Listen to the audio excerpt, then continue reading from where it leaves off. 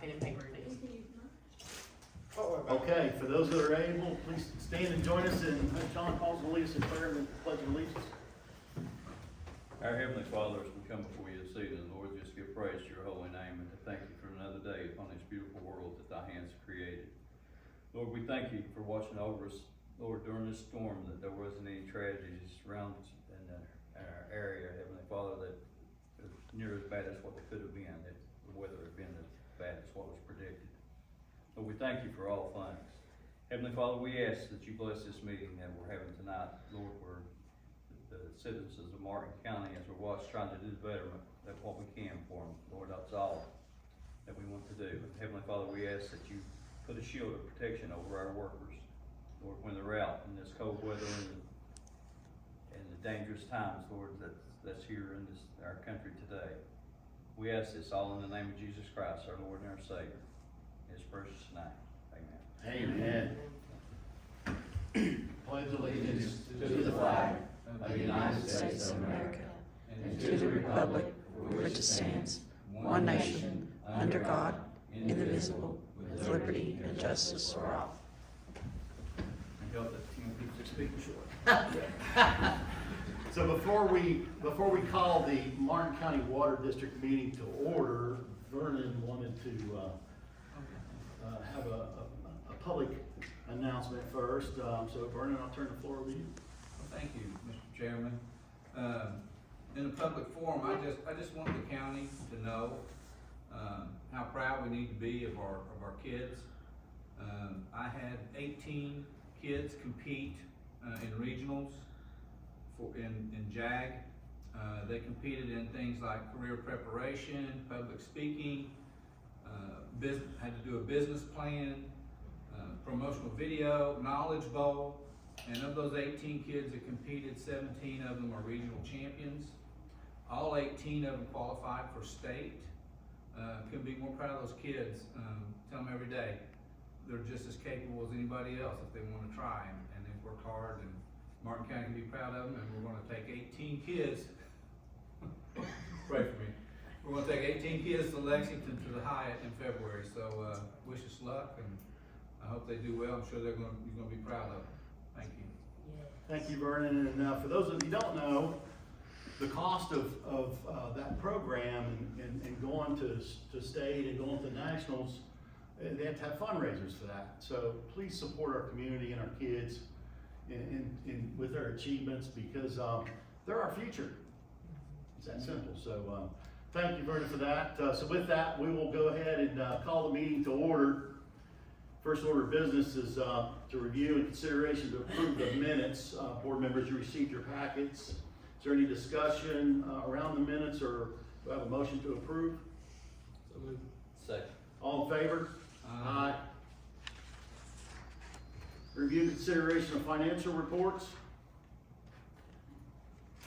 So we had, and I know we had this later in the board meeting, talked about our financial workshop, but I think it was well received. I think we all walked away with a greater understanding. I certainly learn everything every time I meet with our accountants. They are a wealth of knowledge. But so looking at 4A1 on our balance sheets, the big item to note on this page is going to be that disaster relief fund and restricted cash. That is now an accurate amount. If you recall, last month we had some shuffling of money to do. That $99,574.29, that is accurate. But otherwise, your current assets are totaling $900,000, $620.68. And then if you flip over to 4A2, you'll see that the total assets does in fact balance with the liabilities. That amount is $21,019,877.26. Another item of note on this page is going to be, as a result of that workshop, there is a new report in the financials, and that you can find on page 4B3. And what that report shows is a breakdown of how we arrived at that accounts payable number, that $883,554.29. A breakdown of that is on 4B3. Another item of note here, we talked quite a bit about our bonds Vernon was really interested in learning more about that.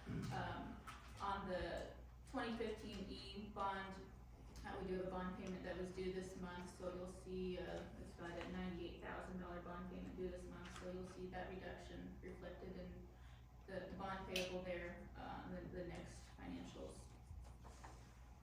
On page 4A3, which is your statements of revenues and expenses, I'll also mention that this is not the final and complete year-end amounts, but this gives you a pretty good idea of where the year is going to end up.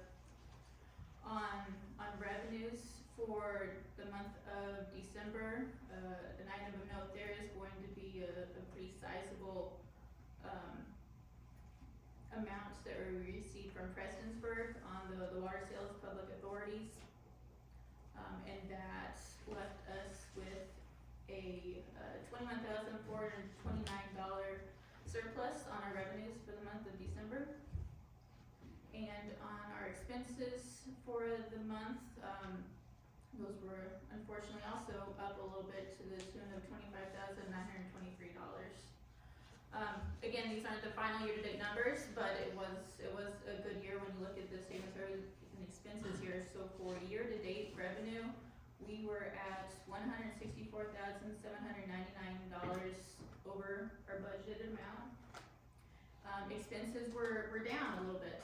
So for the year-to-date, they were $63,206 under the budget amount.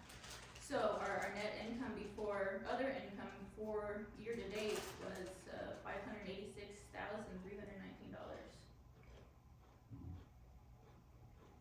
On the treasury report, which is 4A4. So one of the things I wanna point out is we, even by pulling additional maintenance, spending more on our infrastructure as far as, the distribution system, the water treatment plant, you know, we went after a lot of things that hadn't been done, and some of it in 20 years. But we still underrun our expenses, and we exceeded our revenue projection. And so it's important to note that we were able to do all those things, and not to mention the additional legal fees in 2025, the raw water intake unbudgeted cost in 2025. I mean, there's so many things that influence 2025, but it's a good story to tell when you can say, even after all that, we underrun our expense budget and we exceeded our revenue. And so it's important that the public recognize that. But that's not to say that we're in good shape. We're not. We've got a long way to go to get where we need to be, but we're going in the right direction. Here, here. On the treasury report, I'll call out there your total billing charges for the month were $256,450.63.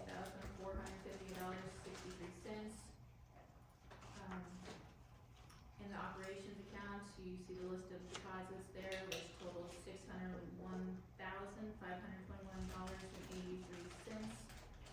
which is reflected on the next page there on the summary of cash investments, that same $601,000 amount. I will also mention, so you see the end of month balance was $316,345.34. Cash collected to date was $190,000.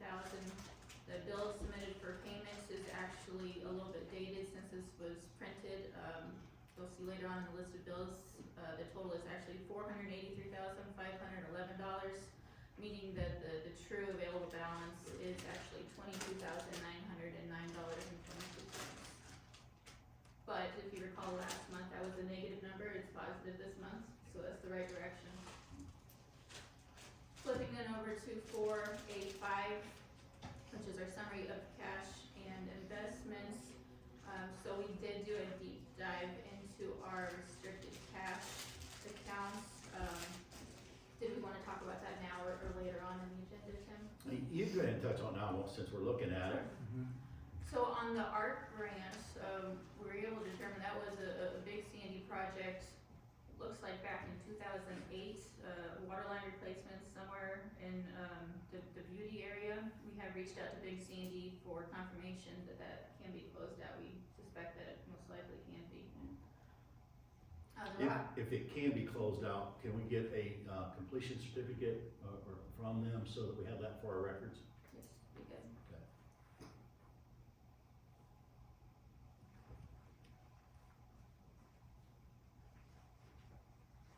On the Rock House project, nobody can quite explain why it has this name, but what that account is basically the pass between, from operations to the 2015 bond account. So every month there's $10,800 that is transferred out of operations into this pass-through account that eventually ends up in the bond account.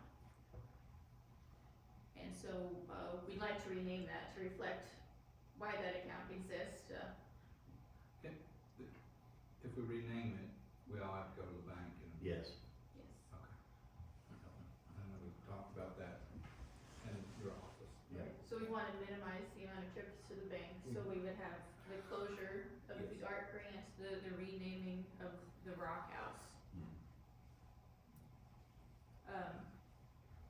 I guess the other item to note on here was that I already mentioned there's a bond payment that's due this month, that's about $98,000, so you'll see that as a payment, next month. But we do pull so much a month to go toward that. Correct. I just wanna make everybody aware of that, you know, don't just hit that all at once. If it's 10,800 this past year, I think it's probably a slightly revised number for whatever the amortization schedule is for this year, but it's about approximately the same ballpark number. But it is going up. And you're pulling, that agreement, contract and getting it over to Colby and Vernon, right? The amortization, Well, there needs to be an agreement. Packet. There needs, it'd be a bond packet, but in that would be an agreement. In that agreement would be an amortization schedule, would be terms and conditions. I think we saw the amortization schedule, but we didn't see anything about like language on penalty for early payment if we get like the debt service fund we requested for the W Waters program. So it'd just be good for us to see those to make sure. Right. and that's something we need to reach out to probably the district attorney or previous attorney to see if they have those documents. Yeah, just ping Brian and ask him if he's got a record of it. And if he says no, then let me know and then I can make a call. Would we want him to pass those along to Dustin or no? Well, he probably did. Dustin just probably doesn't aware because it was probably thousands of dollars, right? So, Right. So it's best to just go to Brian and ask for it and then I'll make sure Dustin has it. But more importantly, I think the treasurer and Vernon, you guys need to look at it and be able to advise the board, okay, based on this language, this is what we can expect. Okay. That's all I have on the financial package. Okay, so do I have a motion to approve the treasurer's report? So moved. Second. All in favor? Aye. So review, consideration, approve other financials? 4B1 is your billing summary. There's really nothing to note there. It's pretty much in line with past month and past year, status quo as far as that goes. Then 4B2 shows the amount due to Alliance. This is slightly artificially inflated due to us. We did not process the payment to Alliance at the end of December. But So how much less would this be? well, it is accurate, it's just that we haven't actually paid that invoice. Okay.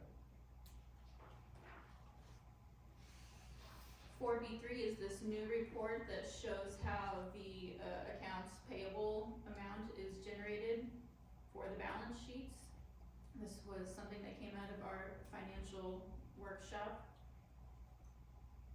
And then 4B4 is another new report that came out of the workshop, and this is your aged accounts payable. So you can see all of the current listed bills and outstanding bills and, how outstanding they are.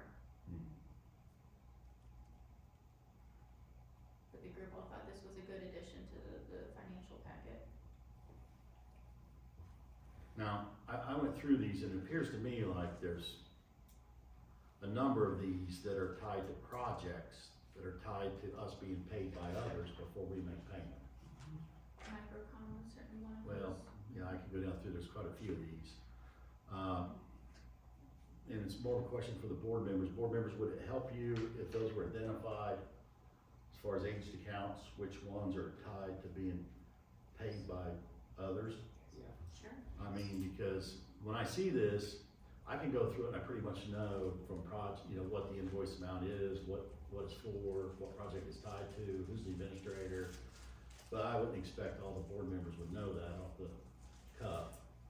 So if it's possible that if you could like somehow flag it on what's tied to, and then, I'm gonna pay closer attention to this format for the very reason I can pick up the phone and call these folks and say, hey, where are we at with being reimbursed for this so we can make payment? Yeah, okay, We'll see what we can do to get those flagged, yeah. okay. And then for B7 is your bank reconciliation.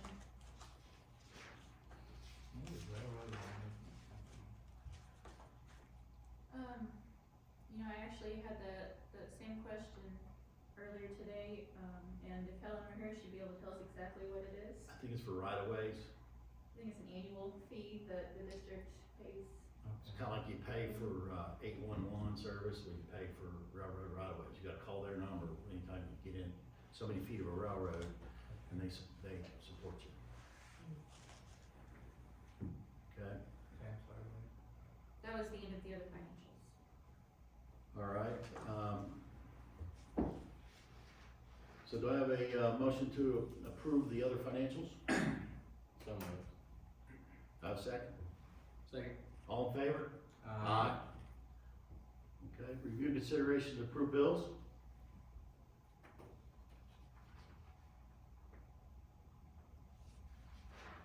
I'll make the motion. No, are we gonna, is there any questions on the bills, or, I like the way it's set up now with recurring charges and non-recurring. I don't know if that was last time too. Okay, so looking at the bills, I see, I see project-related stuff on here, right?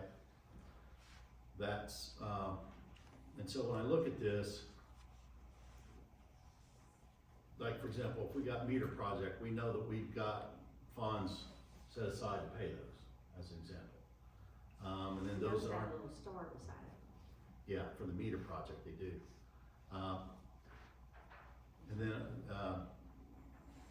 And then also, I'm just looking to see here, if we have any other project-related stuff. No, that's the only thing I see. Let me go to the same sheet.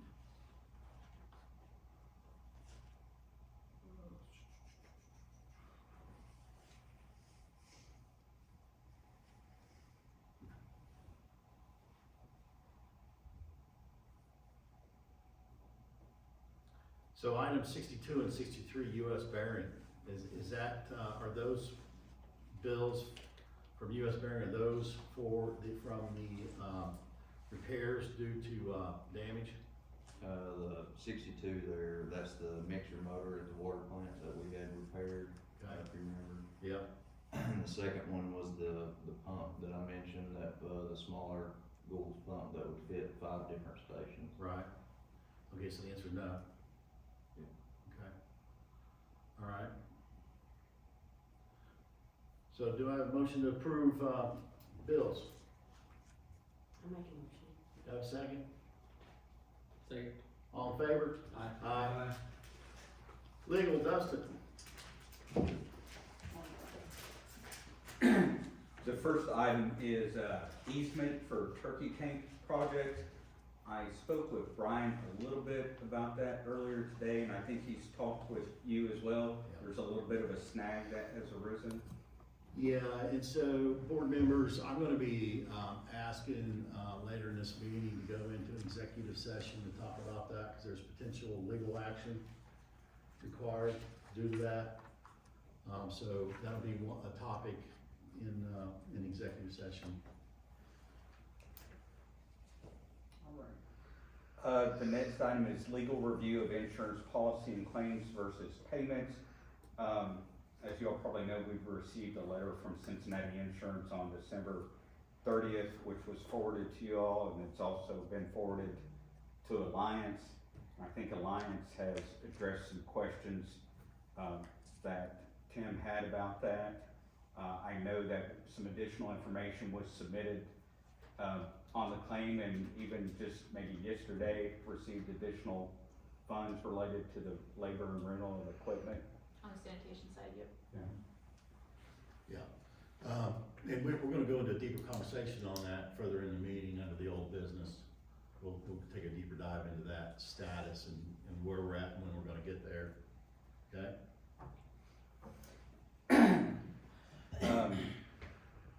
The next item, legal review and recommended approach for no easement agreements with rate payers.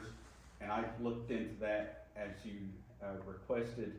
And I figured out what you were talking about, that with respect to a 15-year time period. There's a KRS statute specific to 15 years that in essence, in layman's terms, says that if the district has infrastructure on property and it's been there for 15 years or longer, under that account, then we have an automatic easement. But if it's been less than 15 years, the only thing I could find from a legal perspective that I was asking you about was what's called an administrative easement, which takes a court filing to achieve. The 15-year one is actually adverse possession. That's obtaining an easement by adverse possession. Okay. And the statute there is just the time period for obtaining adverse possession in Kentucky. When you're just looking at utilities themselves, including water districts, the regulations provide that, you know, we have the responsibility to obtain easements, and it expects us to make those arrangements, including payment of them if necessary. But those regulations don't allow us to, you know, unilaterally impose an easement on a ratepayer. So instead, you'd have to go to the court, through the court process to get it and establish that we have a right to it. And did you look up administrative easement through the court? Are you talking eminent domain or No. something else? I looked up administrative easement and I cannot find that term used Okay, in the Kentucky statutes. I think I saved it when I looked at it, but I'll make a note to send it to you. I mean, administrative, I can understand what it means by the term. It's an administrative body having an easement or being allowed to obtain an easement, but. Yeah. See, what brought this whole conversation up is, the question I have is what legal grounds does the district have when we have to get on private property to service our infrastructure and we don't have an easement in place? Yeah, so, you know, I didn't just look at statutes, I also looked at various cases that have been decided. And for example, there's a case where a power company went on somebody's property to basically cut trees underneath power lines. And what the court ruled was that wasn't a trespass, they had a right to do it, but the rationale was, you've already got an easement for your lines going over, so it's implied that you've got an easement to service those lines. I would think, logically, if you somehow had a right to have equipment on a property, it would also be implied that you have a right to service your equipment on that property. But implicit in there is a view that you've already got an easement to have that equipment there to begin with, Yeah, which is not necessarily true. Right. Our problem is what do you do when you don't have? Exactly. That's- And so that's what I mean. In the setting of the power company, the court was able to say, well, you clearly had the right to put those lines there, but a ratepayer could have given you one-time permission to put a meter or something like that on the property and not necessarily agreed for an indefinite easement. So it's not quite the same. or things were done prior to 2020 and there's no record. Right, you know, I'm sure a lot of the problem is stuff being done informally over the years and stuff never being, recorded or Right. what have you. Yeah, so I just want, you know, the reason why I asked the question, because we've got to, you know, I wanted you to educate myself and this board on, when we're faced with that challenge, how do we address it? Well, from my perspective, Tim, I think the legal issue probably comes secondary to the practical issue. I would think that most people would be willing to do that. I think in a prior meeting, you said other districts didn't have a similar problem. No, I reached out to other districts, they don't have this problem. So, And the reason why is because they get their easements before they install utilities. It's a requirement before anybody can connect, like it is here now with us. yeah, Before you can connect, you have to sign an easement or we won't connect you. you know, so from my perspective, I think a practical solution probably would be a more reasonable approach than trying eminent domain proceedings or administrative proceedings, because you'd have to do that with every customer, and the expense would not be worth it. Yeah, And quite frankly, to me, it seems like, that's overkill. yeah, exactly. To me, the practical solution would be in your billings or however you do it, approach your ratepayers about, again, signing an easement, and, you know, eventually those will come around, I would say. And Yeah, to it the, has to be a separate mailing, independent of buildings, again, but, my question would be then, Dustin, if it's gonna go out in a separate mailing, what's the requirements for that? What are the legal requirements for a mailing of something of that nature? And so if you came up with hey, board, here's a recommended template, and here's the protocols you have to meet for this recommended template, that would be what I would recommend to this board for consideration for approval. I mean, help me out, am I on the right path, or does somebody have a better idea? I don't know, I kind of feel like that in most cases, them saying that they want to be on the public water system has mostly, they've said, this is your meter at my place, and yeah, I don't think we're gonna run into as many problems as you think. It may be very expensive to send those out. Some people will be like, what the heck is this? And not sign it, and then you have a problem. Does it have to be notarized? no, No. It's not notarized, but it's just that this sign an easement, and it comes back to the billing office and goes on file. It's no different than, I'm sure when you bought your place, you had to sign, an easement as well, I did. People sign for fiscal court all the time too, if they're done, Yeah. or if they pulled out ditches for people coming in the office and sign those. Yeah. do you get email addresses for a decent percentage of your customers? I have no idea. On the customer database, it's addresses, I'm not sure of emails. There's some people signed up for emails, but we really just, as in the billing office, don't use email to get a hold of customers. It's all usually by By mail? paper, yeah. Okay. My wife pays by text or something. Yeah, that's through Next Bill Pay. You can sign up to get like text to pay or automatic pay. But as far as us, you can sign up on the website to get text and email alerts. But as far as sending anything out from the billing office, like requiring you to do anything, most of that is sent Yeah, by mail notifications. right. I mean, maybe you do it in phases, you get who you can get digitally. Well, let's get to the first step. First step is we need a template and a letter and something telling us what we need to do as far as here's the template and here are the requirements you have to follow to do this. I mean, in my mind, that's the first step. And then, because right now we have, from memory, about 700 easements on 3,400 and some customers, right, accounts. So that means we're 2,600 short, 700 short. And so, you know, it's just something we have to clean up. unfortunately. And we've got the same issue on the sanitation side for those that, same thing applies. There needs to be an easement signed on those, and it really needs to be two separate forms. One's for water, one's for sanitation. Understand. Yeah. We do have a good percentage of the sewer easements for the Warfield side. It's 'cause it's snow. Not so much of the INS side, but pretty well a lot of the Warfield side.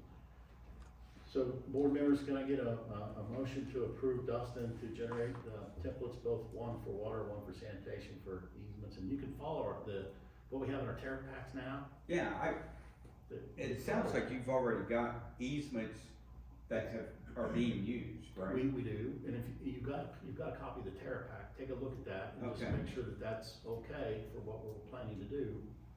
So really, you just need some kind of notice to accompany that easement, Yes. saying, this is what it is, it's an easement, this is why we want you to sign it. Yes, Please return it so that we can better serve you. amen. Yeah. That's what it's about. I'll make that motion. Second, Second. all in favor? Okay. And that was it. All right, on the, board on the raw water intake case, I'll go into deeper dive with you in the executive session. But for the general public, we're still waiting on Big Sandy Ad to answer our questions that were due, I think from memory, December the 15th. And they have not responded to our questions other than to say that, the individual that supports that's been out on medical leave and that's where it's at. So still in process. Operations, Alliance Operation Report. Yeah, 7A1, we submitted the mainline repairs, DDD and scope of work to FEMA. We submitted the SPGE 2025 budget amendment and registration. Sent completed PSC revenue sufficiency report to Dustin, to be submitted. Water plant to distribution, December average 1.28 million daily, currently averaging 1.31 daily.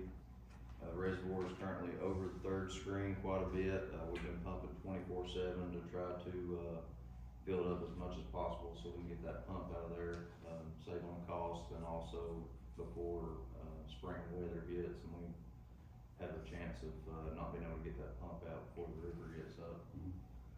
So we'll continue as soon right Just now. It's- one thing on that real quick though, is, you know, it's fine to pull it and get that cost off the books, but let's monitor the reservoir and let's not let it get low like it did last year. So, you know, we wanna keep an eye on it, and if it gets down to the third screen, cause you're pumped over the third screen now, right? Yeah, if it gets down, you know, on the bottom of the third screen, you've still got a good ways to go with the other two.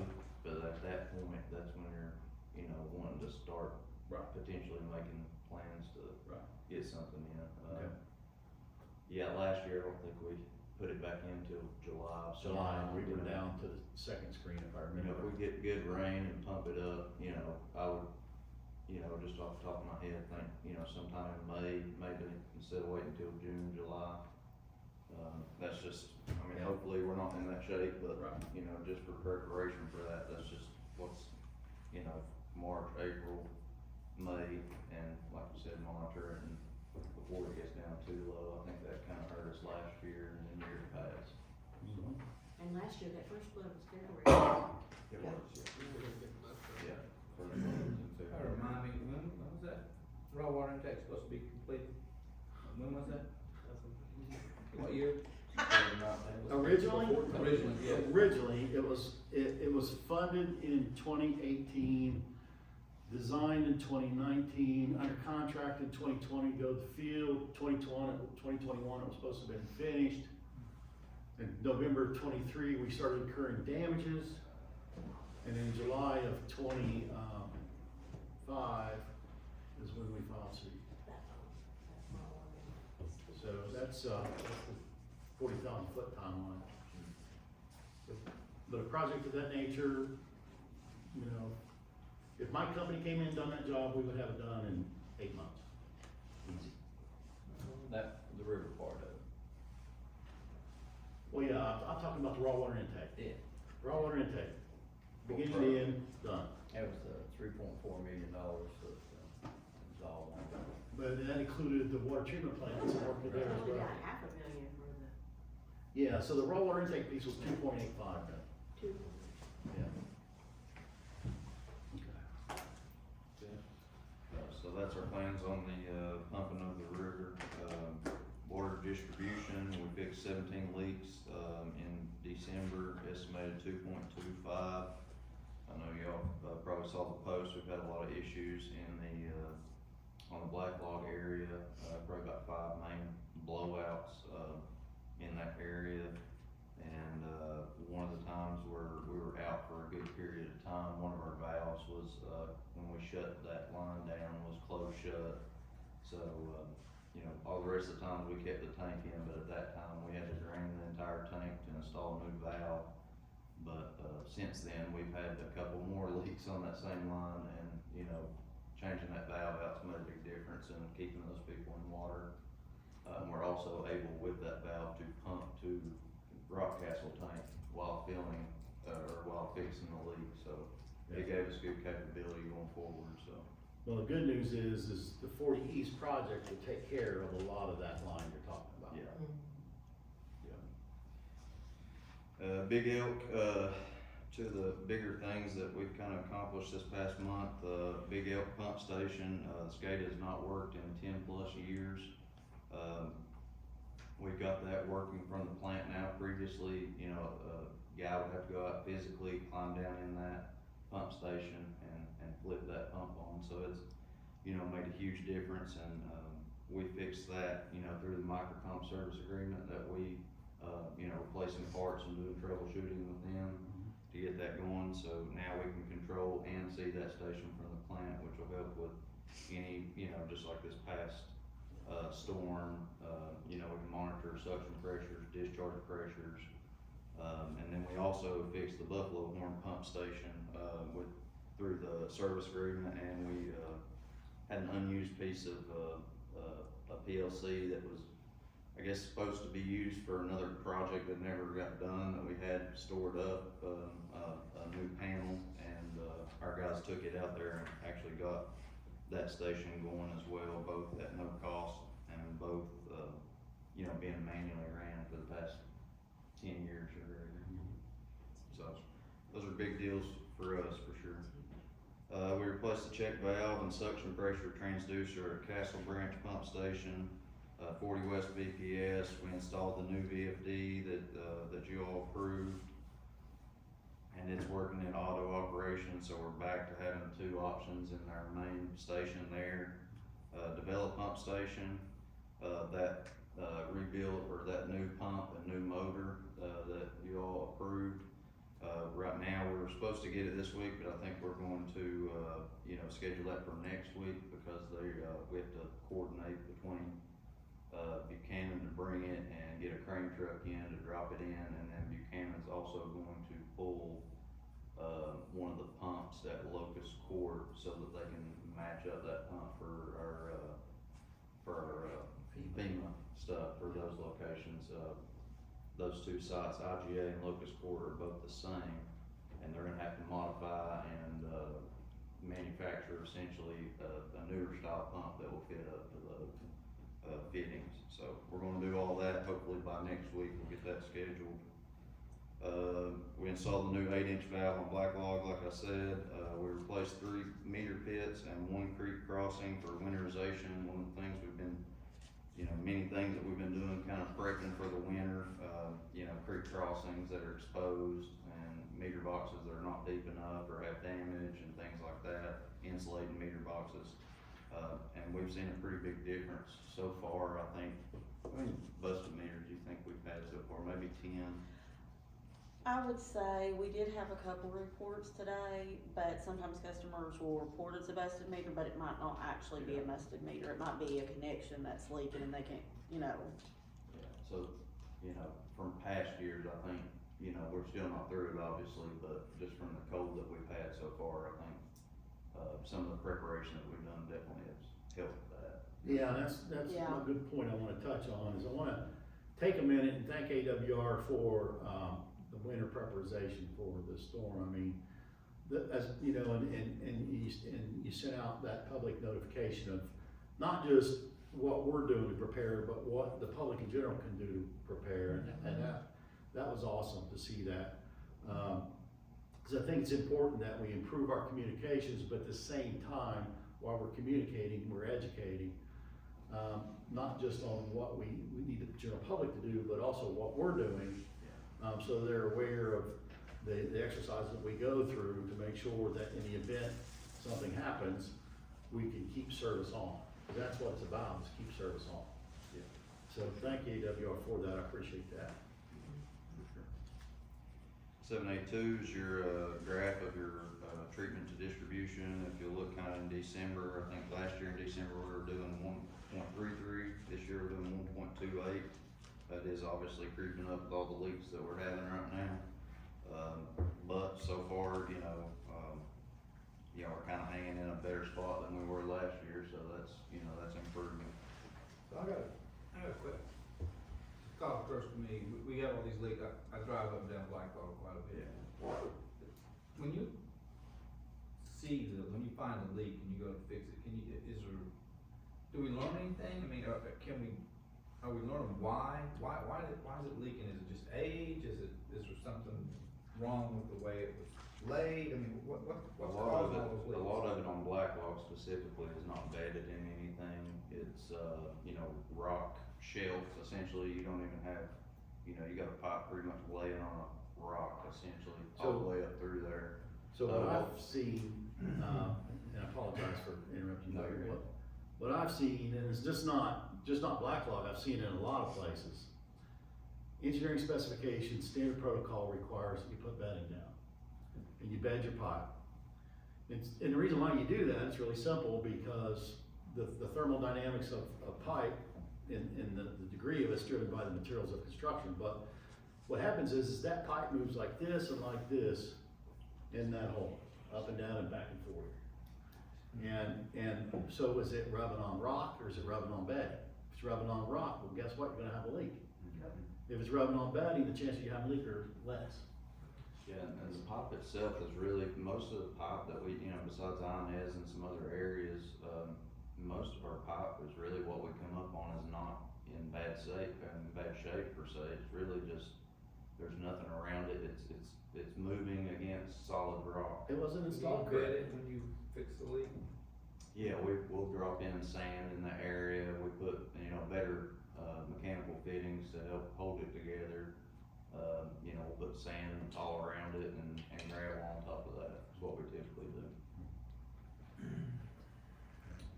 Okay, 783 is your water pump and water quality analysis report. 784, customer service and work orders. 785 is your leak list for December. Yeah, well, one thing I want to touch on real quick, and I know I do this in every meeting, but I can't stress it enough. For the month of December, we did not have any issues with our tap water. In other words, we met all of the KY requirements for drinking water standards in the month of December. Yes. Because you wouldn't believe the people that come up and talk to me about, is the water safe to drink? I get asked that every time I'm out. Yeah, and another thing is, you know, if we do have a failure, we're required to notify the public of that. Yeah. So, you know, that's one other thing that, you know, if there's issues, we're required by the law to, you know, send it out to the public. Yep. So, Yeah, so, you know, and, you know, I drink my water from my tap every day. And trust me, if I didn't think it was safe, I wouldn't drink it. absolutely. And we do too. We do too. Yeah. We do. I've been in multiple water, worked in multiple water companies in eastern Kentucky, and the water here is just as good, if not better, than some of the others in eastern Kentucky. I've And not, that's what our 5-year study with the University of Kentucky showed. exactly. And we tried to get people to come out for the meeting that explained that, but It lives People on wanna hear YouTube the if bad anyone news wants to instead of find the it good. or share it. I watched it. there. I watched it. How was that? Yes, Okay. he was, yes, he was. Okay, 7A6, repair expenses ending in November of 2025. We got 106,158 out of the 100,000, which brings us to 106%. Just on average, we've estimated 1 to 2K to add to that. So I estimated that up to 108 for the end of December. And then for chemicals, 152, 423 out of the 110 for 138%. And I've got the invoices for December, and that's looking like about 5K worth of chemicals, which brings our overage estimated around 46K for the overage for the year. Is what I estimated. And we do have that $77,000 reimbursement that we talked about from our Cat B project to pay that overage. So, with that, there's still $38,000 left, even after paying that overage, just from what I've estimated. Yeah, so that's not gonna show on the financials until February, right? February's meeting? Correct, we'll have the final overage amount next month, yes. Okay, but when you bring before the board the final overage amount, also in the financials show what fund you're proposing to pay it out of. Cause it'll be the operation fund, I get it, and that 38,000 or 48,000 you're talking about will be in the operations fund. Right. But we need the board to, a motion and pass that at that time. Okay. Yeah, we can make that happen. I was just trying to give you an idea of, where we're at and, how we'll, be able to take care of that. Okay, 7A7, 7A8 are the monthly transaction notes. Following that is your leak map of the county for December's leaks. 7B1 through 18 is your monthly operating report. And like you mentioned, we didn't have any failures or anything like that throughout the month. 7C1, your monthly water loss for December, 54.84%. Did come up a little bit. And this on the following page, 7C2 is our annual water loss report for the entire year. And that came in at 52.34% for the annual water loss report, which is, I think, the year before was 66 or 68%. 66. 66, Yep. and the year before that, I think 68. Yep. So, for an annual report to be, 66 to 52, that's a pretty significant 40% difference. improvement Yeah. on the year. Yeah, and the reality is this. Based on where we're hovering, we have to have capital projects to reduce water loss. We're not gonna get our target, and for me, our target is less than 30%. You won't, I don't think you'll hit that just by, leak detection. You won't. It's gonna take capital projects to get us there, and I can't stress that enough. That's what it's gonna take. And we've gotta go after our oldest areas first, and attack it from that perspective. But no, 14% in a year is good, but it's 22% from where Yeah, I'd like to see us be. I'd like to see us right at 30% or less. yeah, for sure. Yeah, like you said, it's gonna take line replacements to accomplish a lot of that. Oh, yeah. I say that we can probably get it back down in the 40s, as we get into the summer months, but it's gonna be really hard to hit over that line without the replacements, for sure. 7D1 through 7D8 are your leak adjustments.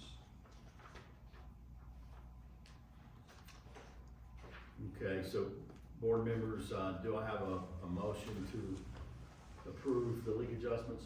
Well, what's this commercial, Which, what are we talking? on 72,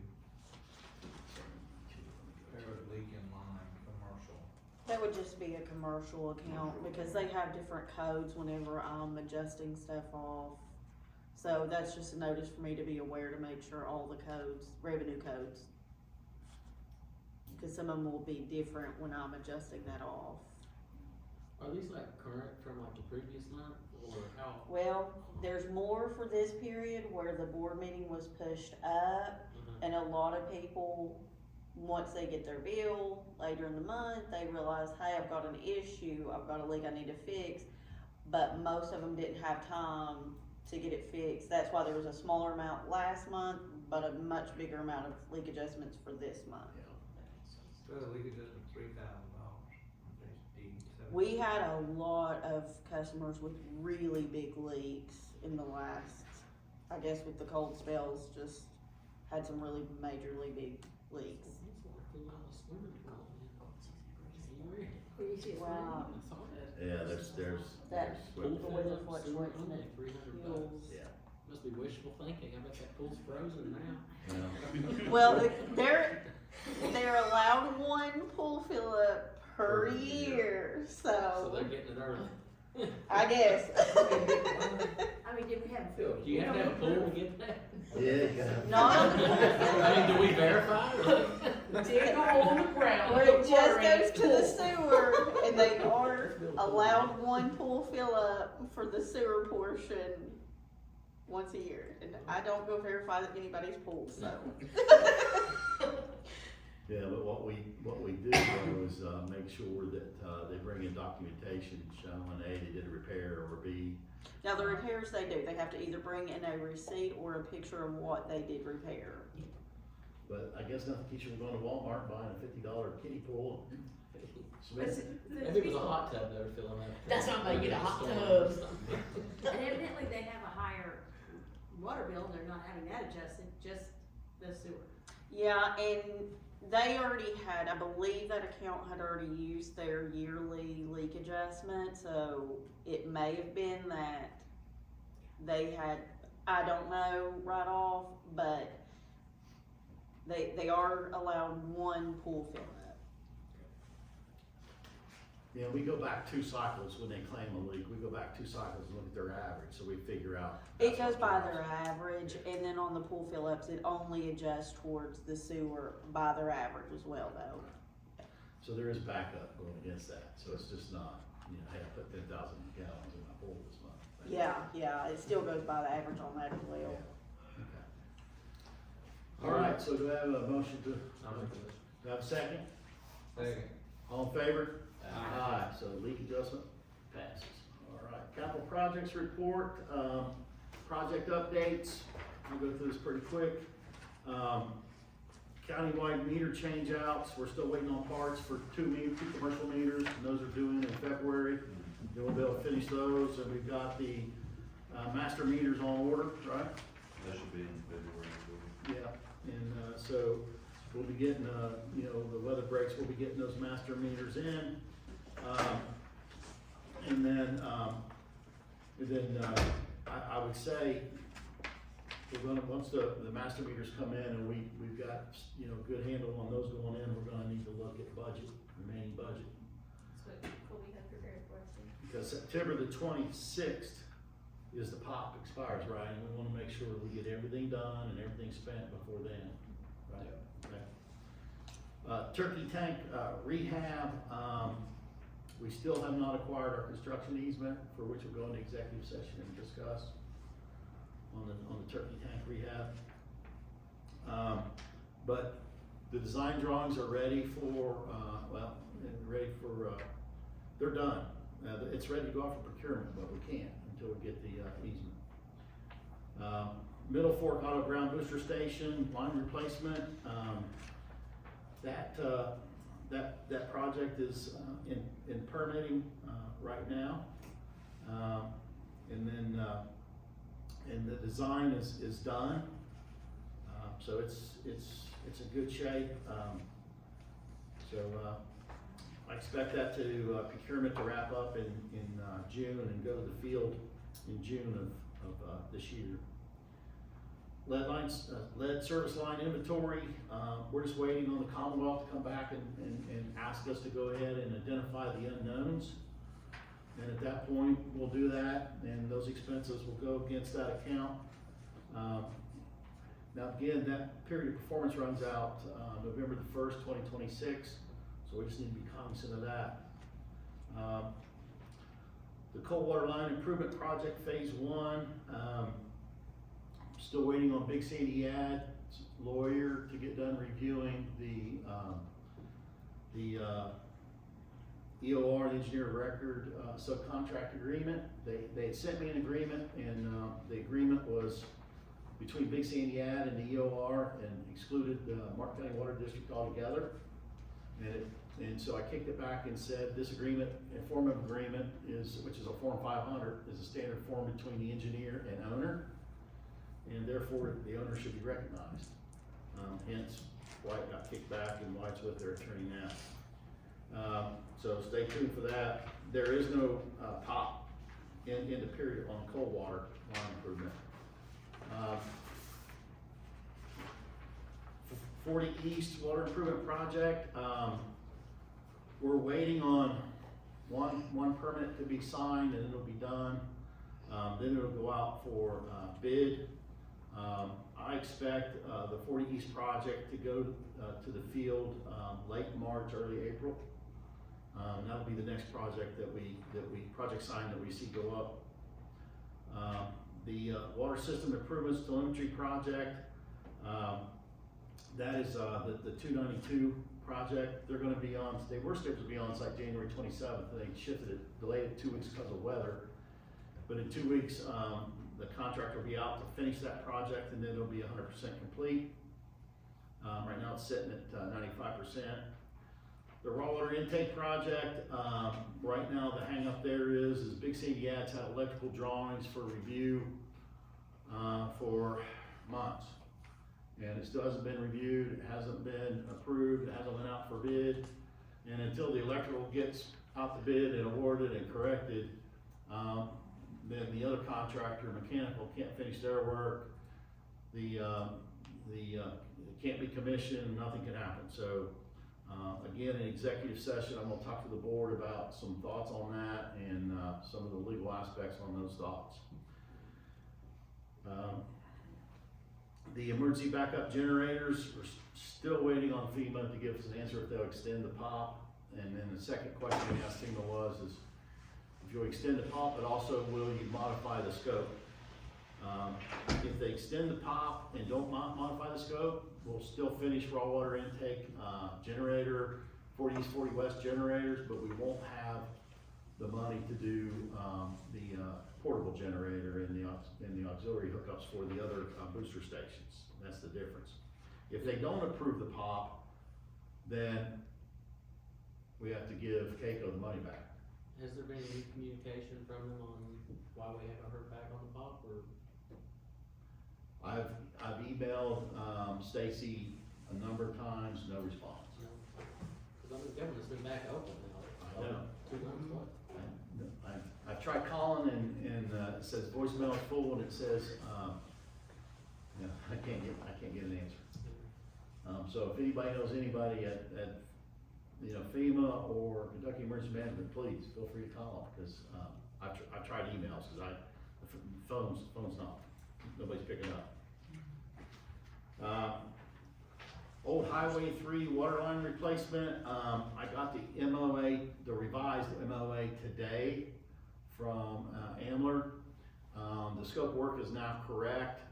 I had some budget questions for them that they addressed. I've got to have a call with Fahy to talk through. Under Ambler, they cap administrative expenses at 2.5% or 50K. And Fahy's expenses are greater than that, so I'm gonna have to look at de-scoping Fahy and either the district pick up and perform that reporting work and do a pass-through to Fahy, or some of that work can be put back to the engineering firm to support. So I've gotta work through that before I can sign that MOA. The board has approved me to sign that MOA, but I gotta make sure we can work within the budget before I sign it.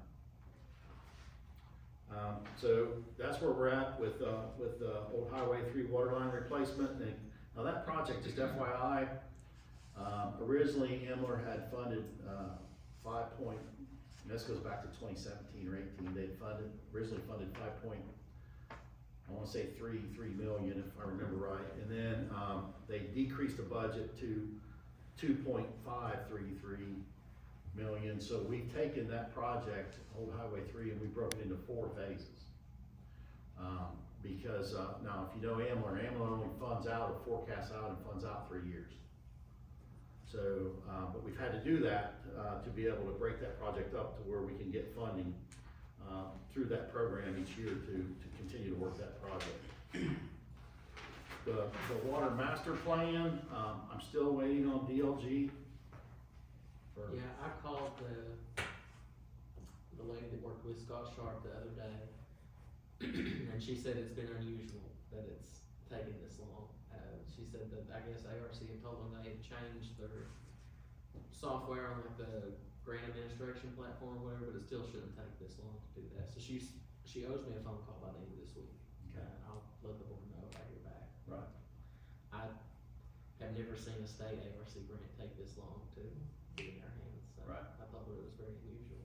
Right. I agree, and the thing is the water master plan is so important, because it really lays the groundwork for, here's where we are, here's the problems we have, and here's what we need to do to fix it, and here's when we're gonna get there.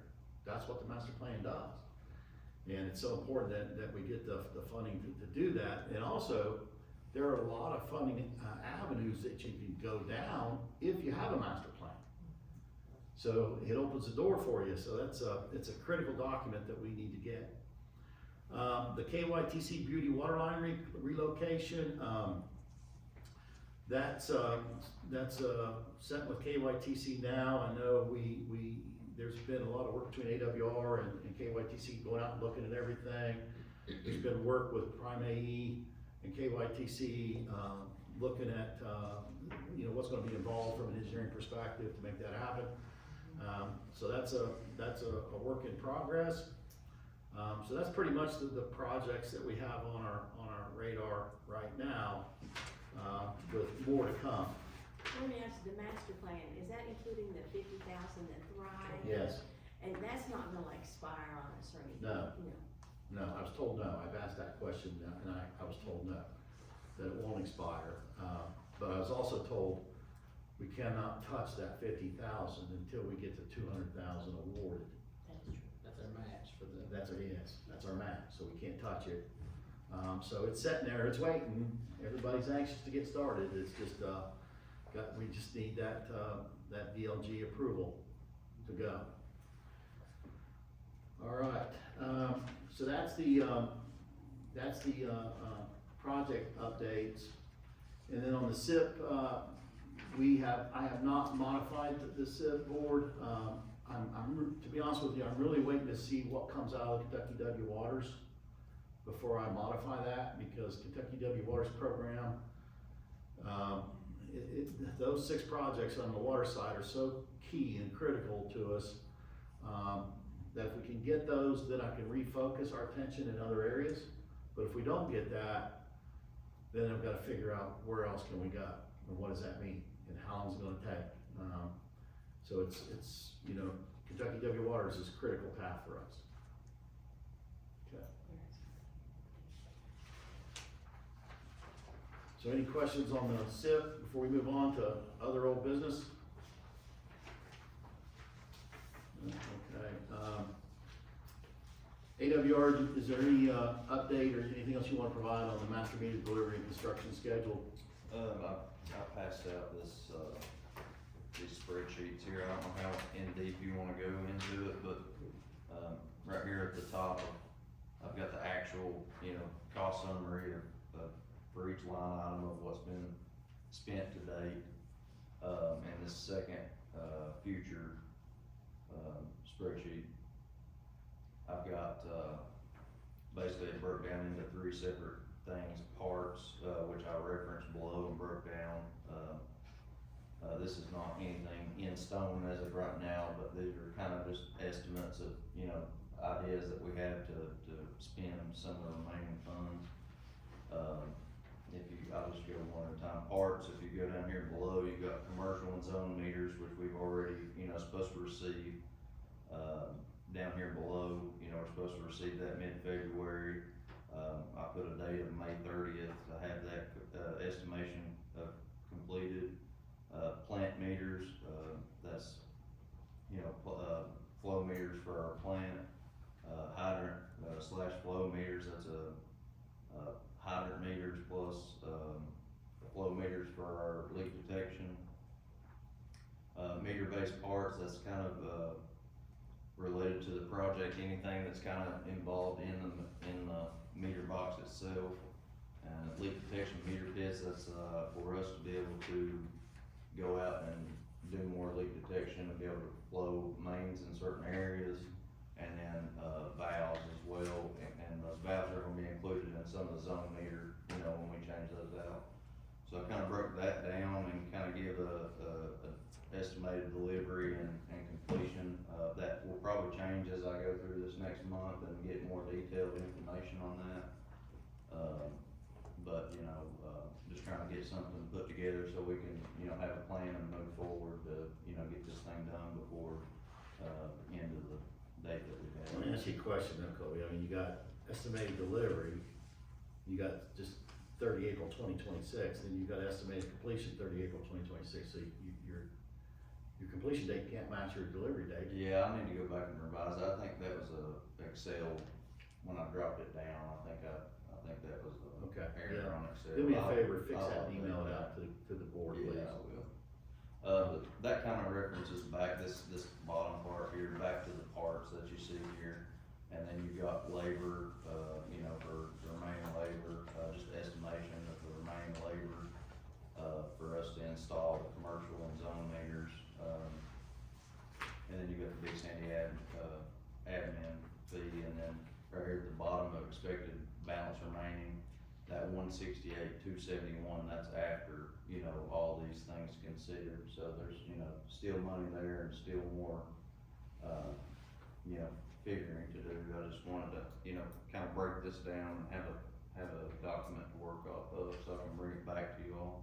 Yeah, well, our money runs out, towards the end of September, Yeah. so by June, we need to have what you call out here finished. And that gives us June to September to buy the last bit of material we're gonna buy and finish what we're gonna finish. That's right, yeah. Okay, so we just keep that in the back of your mind as you go back and fix estimated completion timeline. And next week, I've got scheduled, Sitco to come out to the plant and actually give, you know, full cost estimates of all the meters at the plant that need replaced, and, Okay. so I've got a few things in motion on that as well. Okay. So, anyway, that's the update on the meter project, and I'll keep updating that as we go. I should have a lot better updates next month. Okay. I've already updated the board on the raw water intake project, there's nothing more I need to say there. AWR update the board on the flood damage infrastructure repair status and funding update. Yeah, 9C1, so I broke everything down, water separate from sewer, so we keep all that separate. On the water side, you've got the Cat B, emergency protective measures, that payment's already been issued, and that's the $77,000 that we're talking about that can be reimbursed back to the operations account when the time comes. Mainline repairs, just this past week, I got that submitted to FEMA, now it's in their hands to review it and then send it on through to the next process. So that has been submitted, and that leaves everything from the, February flood has now been submitted to FEMA. Okay, so just hold that thought for a second. So, board members, can I get a motion to go ahead and move this Cat B 77,551.33, go ahead and move that to the operations account for the very reason the actual spend, 89,104.97, that spend came out of the operations account. So it only makes sense to me to put the money back into the operations account for which it came. Does that make sense? That, well, that's the money that you're wanting to pay the overage on and wait. Which will come out of the operations account. It will. Yeah. Do you So- want to leave it in the account that it's at and then make a motion once we get the overage, or go ahead and? I'm asking for a motion to move it now, Okay.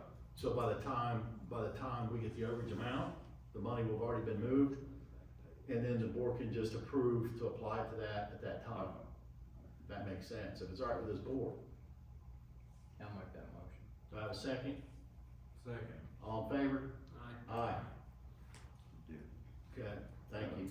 So, mainline repairs has been submitted, 292 pump station, I'll actually wait on that one, go to the next page, cause it's broke down. Tug Valley raw water intake, we're pending award, just waiting on payment. I'm gonna reach back out to them and track that down and find out where that's at. Old Route 3, from the April flood, my next, step will be to get the Old Route 3 water main repair, which is, the Boca invoice and that reroute that we had to do out on Route 3. So you'll have the Boca invoice and, labor, equipment, and, parts associated with that. I've already got all that documents together, I just need to get that over to them.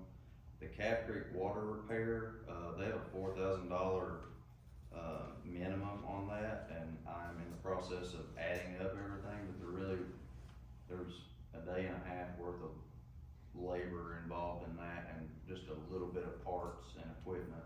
I'm not sure that that's actually gonna meet the $4,000 threshold, but I will, have a better update on that once I get everything laid out in front of us. Okay, 9C2 is that 292 pump station, that's kinda broke down. Right now, we're in the process. Kobe, just for 1 second, the $4,000 threshold that you talked about, you're talking about the FEMA threshold, Yes. okay? But if the board voted to go ahead and fix that out of the money, wouldn't that fall into a Cat B category and be paid out of a Cat B expense? I don't know, I can follow up on that. They set it up as a separate project for whatever reason, but I can follow up on that. Yeah, just ask them, say, hey, if we pay it under a Cat B condition, Yeah, why couldn't it be a Cat B and therefore there's no limit? yeah, you just got labor, parts, and equipment. Exactly. Submit it and get your money. Exactly. I'll ask them that in this next meeting. Yeah. Alright. Glad you caught that. 292, right now, I've got actual quotes, we met with Buchanan, I've got actual quotes for the pump and motor there. I actually ordered that today, and then I added a section here for the purchasing and installation schedule for who's gonna be doing it, lead times, and estimated completion dates like you asked. AWR is gonna be doing the installation of the pump and motor. I was told 1 to 2 weeks on the lead time, and that was ordered actually today, he stopped by.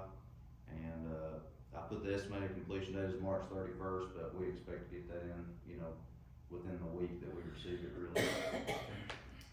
So that's the, update on the water side. Okay. All right, AWR update the board on the insurance, claims. So the letter that Dustin referenced that we received on December 30th, that was really key for us to be able to move forward. And so the only outstanding item for Cincinnati, which is where we have our property insurance, the only outstanding item there is going to be the Cat B, which has been submitted, and hopefully we'll get complete closure on that very soon. And that reservation of rights letter is what we needed to be able to move forward to enact the Alliance's professional liability coverage to pick up these sites that were not in the property insurance. So that on the water side is going to include the Tug Valley raw water intake cost. I would expect FEMA to provide payment before I would expect Okay, so did insurance payment on that. Very good. Did I hear you say that you received from Cincinnati Insurance your denial letters? That's what the reservation of rights letter does Is for the us, yes. denial letter? Mhm. Okay. So you received that? Yes. Okay. So now does FEMA have that? I don't. Because FEMA has to have the denial letter before they'll approve the claim. I had not heard that, but we'll follow up with it. Yeah, please.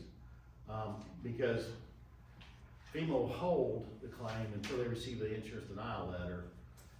So they need to get that.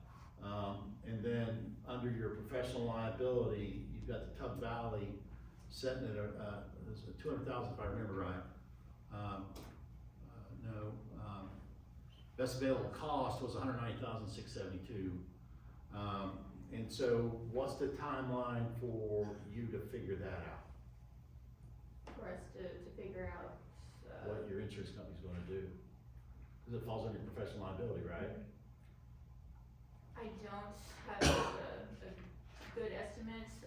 The only reference I was given was that it would probably take longer than what we've experienced thus far. Well, let's kind of back up a little bit here, because we know that infrastructure wasn't identified or included under our insurance policy with Cincinnati, right?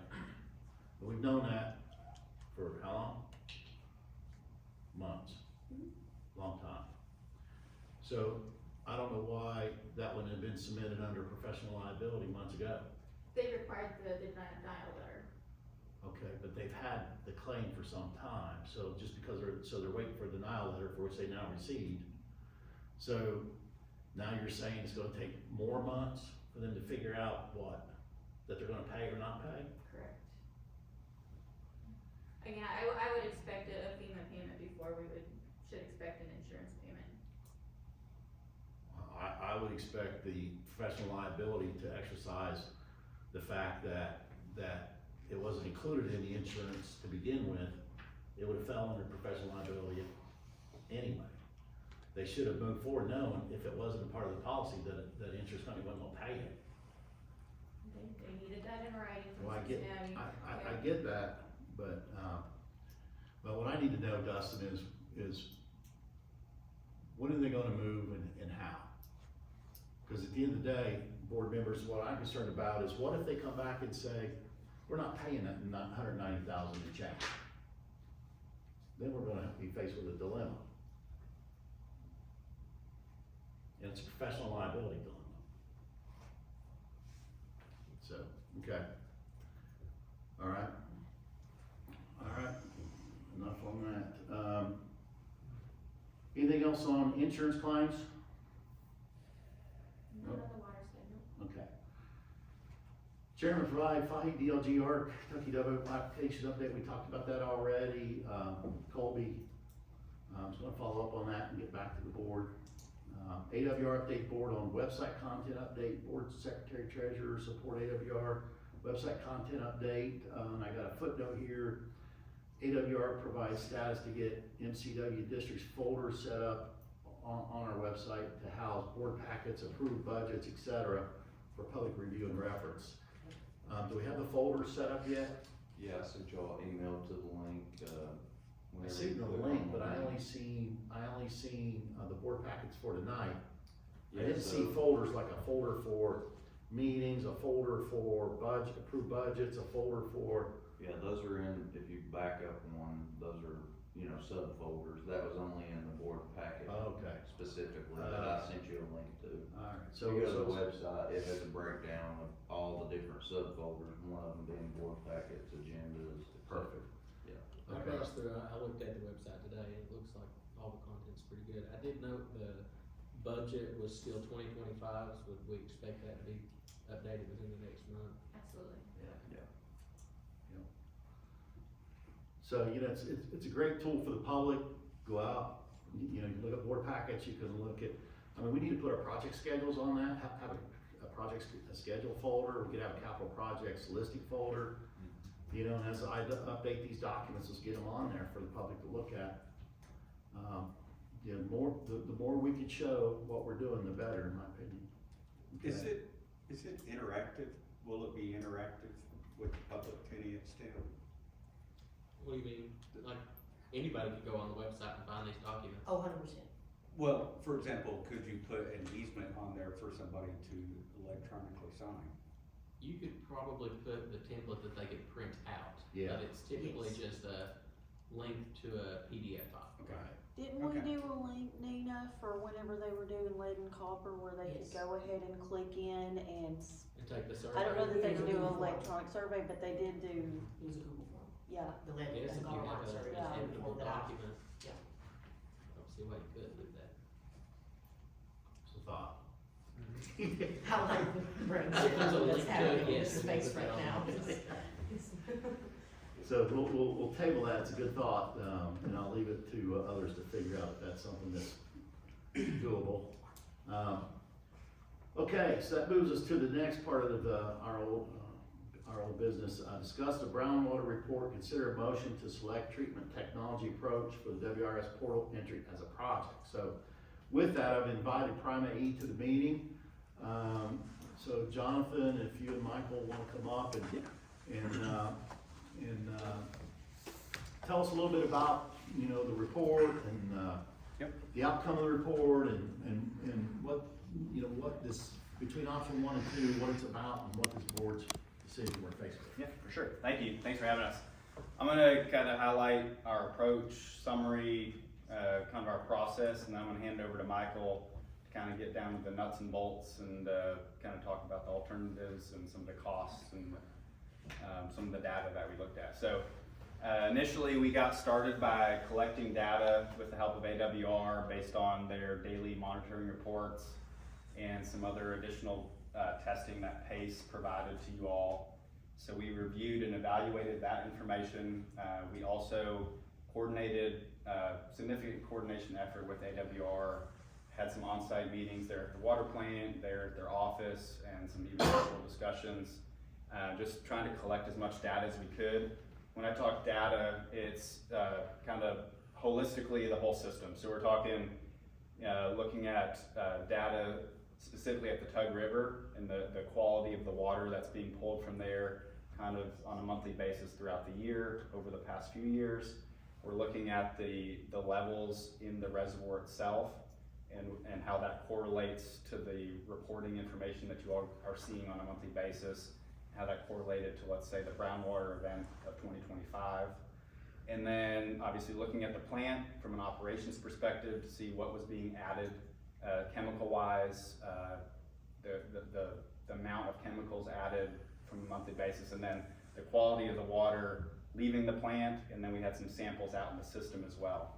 So we're taking all that information, trying to discern, you know, what is the root cause ultimately of what you all have experienced back in July of 2025, for instance, and obviously the year prior as well. So it's a lot of data, so we have to sift through that.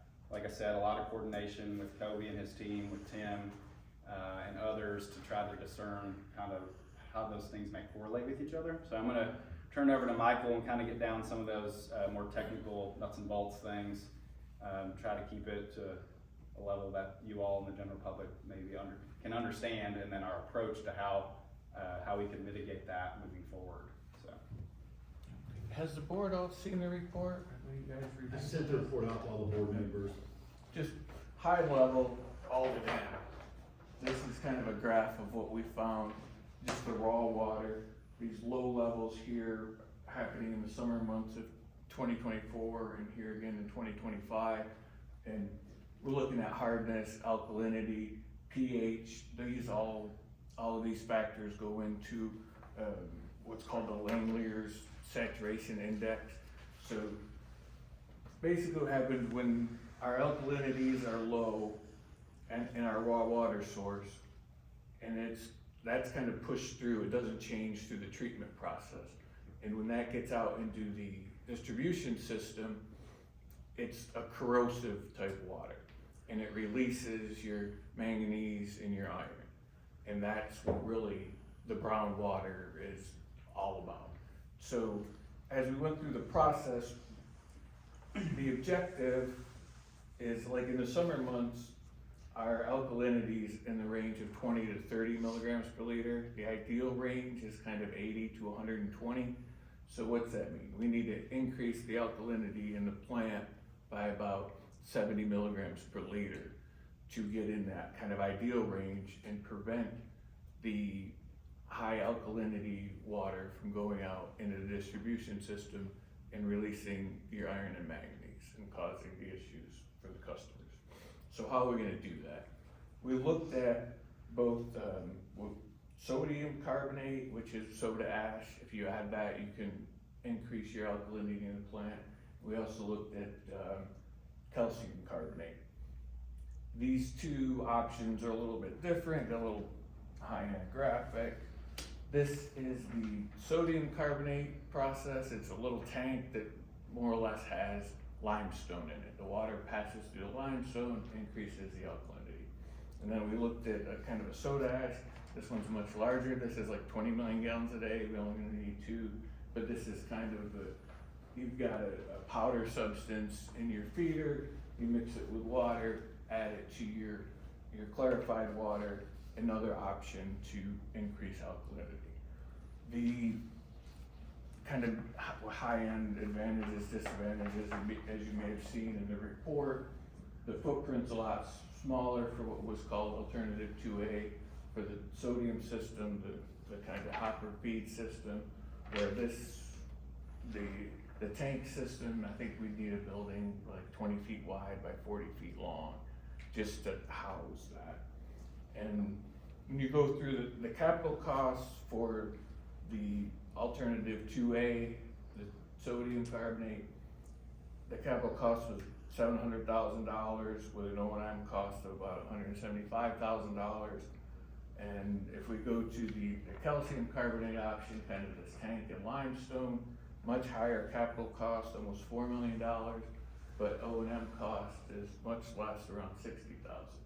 So in order to kind of compare these, say apples to apples, we looked at taking those costs, running them through a 30-year loan period with a 3%. We just kind of picked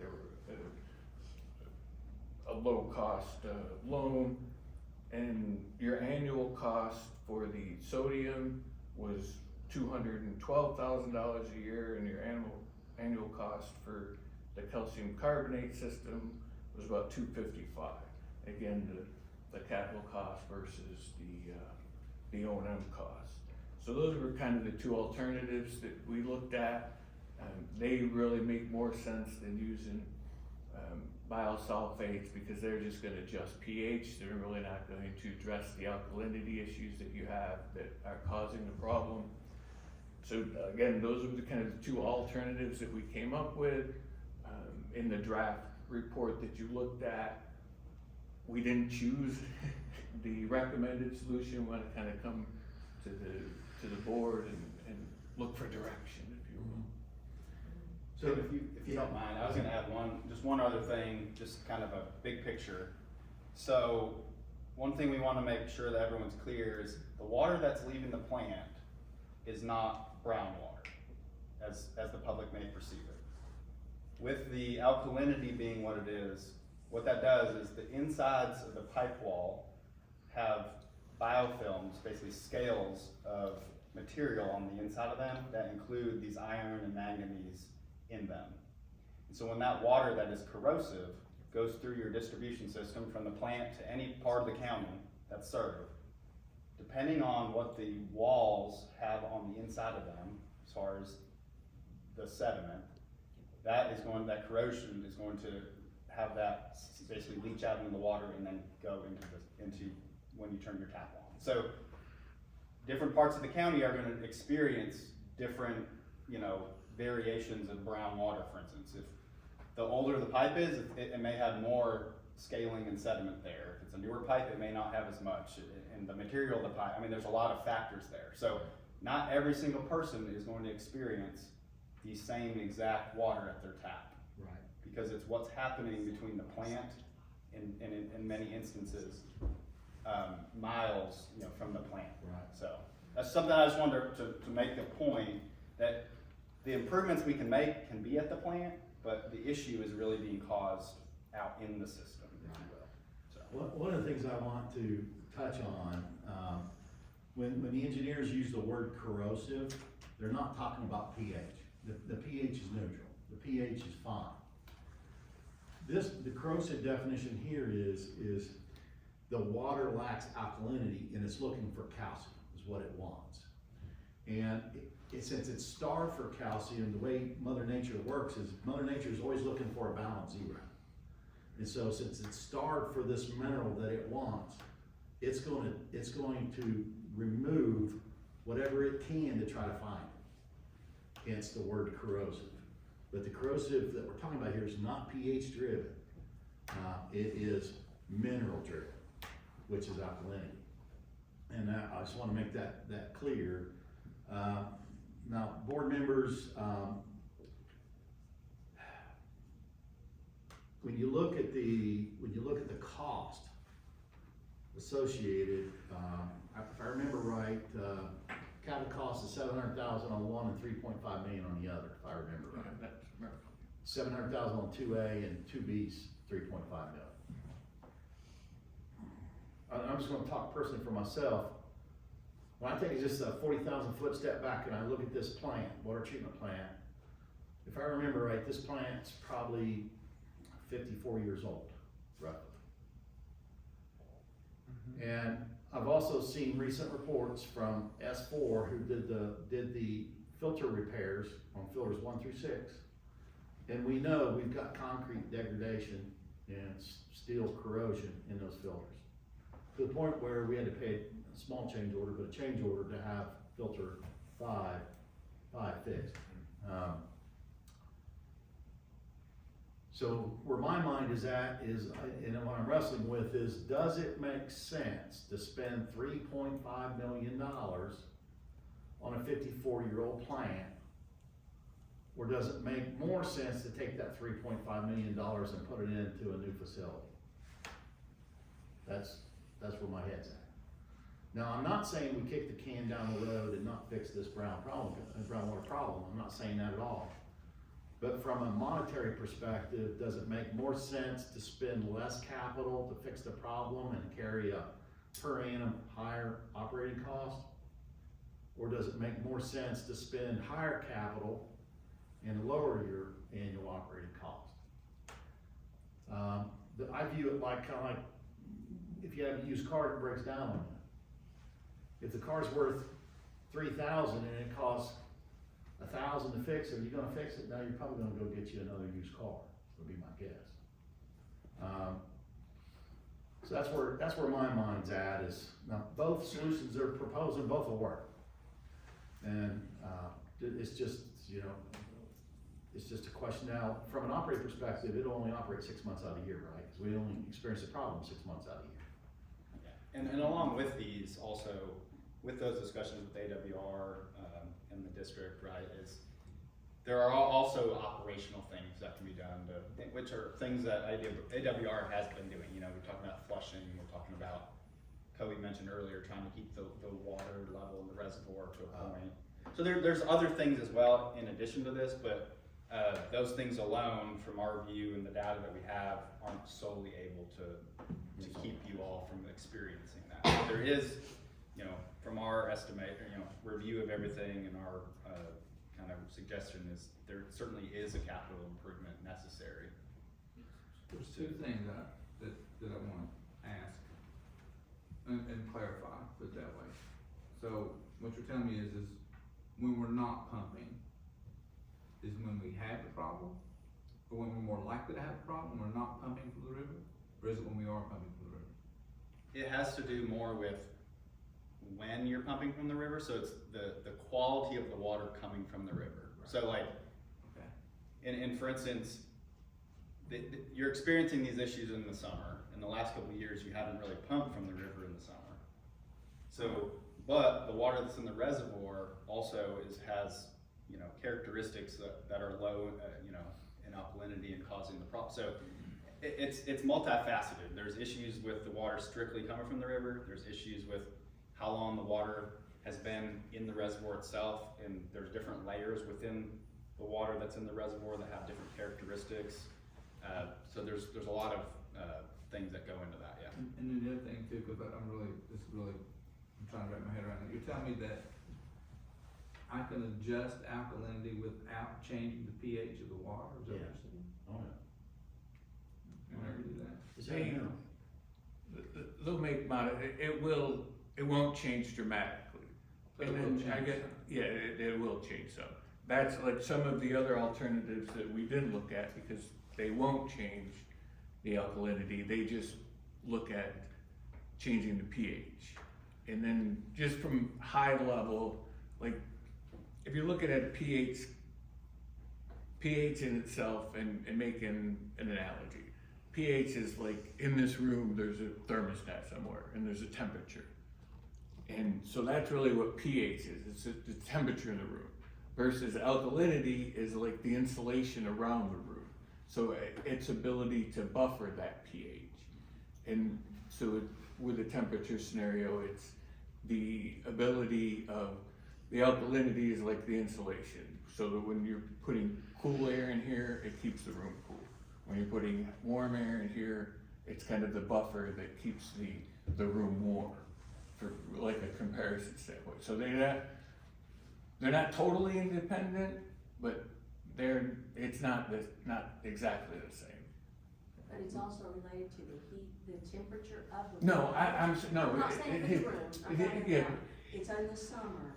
Is it related to the temperature of the water at all, or is it just? Temperature is a weather? factor that comes into the index. Yeah, so yes. when you run an LSI, a Language Saturation Index calculation, temperature, pH, alkalinity, hardness, there's 6 things that play in that calculation. pH has very little influence on that LSI value. Temperature has a little bit more influence than pH. Alkalinity has a huge, it's highly weighted, huge influence on that. So when you attack an LSI problem, you go after what gives you the biggest impact. Because we're trying to go from a negative 1.5 to negative 2 down to 0.3 to negative 0.3 roughly, what we're trying to achieve. So- Good. So the temperature, I'm just applying common sense, temperature is a factor. Mhm. I would assume and think that the temperature in the reservoir is cooler when we're pumping from the river, because that water's flowing continually and versus sitting there in the sun, which is pretty much what the reservoir does, right? So, is that, am I thinking wrong or am I thinking correct? Well, the other thing too, like, is in the summer months, the reservoir, the last couple of years, has been significantly lower. So that the water temperature in the reservoir has also been somewhat increased. Warmer. Yes, then, Exactly so it's what I'm probably more closer to the temperature maybe, you know, so. And Like I said, there's- it's, yeah, In the reservoir, there's also stratus. Obviously, the surface is gonna be the warmer. Warmer, than yes. Yeah, and then you got a kind of a cold section down there. Right. So that's where, I guess I'm guessing that your question was, can pumping relieve this issue? If you pump continuously or don't pump at all? And the answer to that is no. Pumping alone won't fix it. And then your intake, as you know, has the different levels. And then you can look at what are your water quality parameters at the different levels and allow you to pull from different areas to get to better quality. But in itself, that's not a solution. Okay, last silly question. You No know, silly questions. If I wanna raise alkalinity, or I want to, I know there's chemicals for raising acidity if your alkalinity is too high. I can treat that. I can treat it, is there no way that we could just like, is there nothing we could add to the, reservoir itself to help alleviate this problem? You could add any of these chemicals to the reservoir, but at that point, you're treating the whole reservoir, maybe just at the intake. Where in this, so to be, everything would grow in magnitude. Well, but if you treat where the water flows in, it would disperse it throughout, I would think, but just my humble, you know. Yeah, ideally, you don't have the footprint for it at your water plant, but if you had like some basins ahead of your plant that you could treat in there, that would be a better solution for you. And then that would address kind of Tim's issue, because you're running this high alkalinity water through your treatment system, you're corroding that, either the concrete or the steel. So if you could hit it upstream somehow, that would be the ideal situation. So these solutions that you proposed, do they treat the alkalinity before it enters the plant or as it's leaving? On this scenario, it would be as it's leaving, after. So it doesn't help us with the. yeah, so after the water's filtered, it would go here and then back. Whereas what I was asking, To the line, do it before they get there. And I mean, I think you all know this, and, you know, we went out to the plant just this afternoon with Kobe, just kind of looking at we got a Connex box, like, where can you move it? Like, it's kind of like good luck. Like, Yeah. 10 square feet of open space there, like, it's gonna be taken. That's my question to them, to Prime was, do you have a footprint for this building? If the board approved you to put it, cause that's what we're asking the board to approve tonight is what technology you wanna use to go into WRIS. That's gonna drive, you know, what we need to get funding for. And so, you know, but I honestly think that when the water master plan gets done, you're gonna hear a lot about how bad a shape the water treatment plant's in. It's gonna come to light, and there's gonna be, that's why I sent the S4, report out to the board members, so you could read about the concrete degradation and the steel degradation and the problems there. So it's, you know, when I design a plant, I typically design it for 50 years. At the end of 50 years, it's done. It's done. And so, you know, this plant, has served the community well for a long time. But it's, we've got to take a hard look at that when we look at the master plan. But for tonight's purposes, you know, the question is, board members, what direction you wanna go with this WRIS? I still, so it's impossible to treat this before it hits the plant. It's not a I mean, possibility. it's gonna cost you a lot more. More? Cause I mean, the amount of chemical, to look at the millions of gallons of water in the reservoir versus what you're comes through. only doing the couple million a gallon that you're pushing through the plant, right? So, And also, something you gotta keep in mind too is anytime you take a chemical and you introduce it upstream to a water source, now Mother Nature's needs come into play that can actually pull that chemical back out. So you're not only doing a direct treatment, but you're fundamentally being influenced by other factors outside of your control. and with the reservoir, you know, being, I mean, it's organic, so, I mean, the bottom is just organic, so I mean, it's different than a contained system and, you know, a tank or what have you, so. So let's say 5 or 10 years down the road, we get some funding to build a new water treatment plant. Would this technology or whatever, this treatment, still be needed at the new water plant? Depends on what our water source is. Depends if you're using the Tug River, Exactly. another water source. If we put a water plant on the tub, then absolutely will be needed. So would either of these It would. solutions It would. be modular enough that it could be disassembled and reassembled if we build a new plant at the Tug River someday? Oh, yeah, well, he showed you a picture of it, part of it could be I mean, cause it's gonna ship in modularly. Which one would be easier to move? I would say the smaller one. The smaller one, well, the advantage of the smaller one is not only that it's easier to move, the smaller one, although it has a higher per annum operating cost because of chemicals that we're using, but it's more responsive and it's more controllable. Whereas the more expensive unit is less responsive, less controllable. Its reaction time takes longer. And So can you it's remind me a the smaller difference one in annual reacts operating quicker. costs? That's right. Yes, What's our cost gonna be again? About 700. the kind of soda ash system, the annual cost was $176,000. What's the chemical cost? The operating cost, not the Not the financing. Yeah. financing, just. Oh, just yeah, that's, I mean, it's just still, the $176,000 $176,000. That's the aluminum for it. That's the operating cost, Yes, annual, yeah, plus the cost of the, system, Yeah. 700,000, And then the operating cost of the other solution, The other solution, it's like 61,000. the year. $100,000. yeah. So we've got 170, you say? 176 176. Yeah. compared to 61.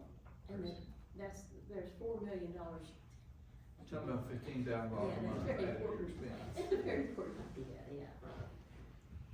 And for the, is it calcium carbonates? For which option?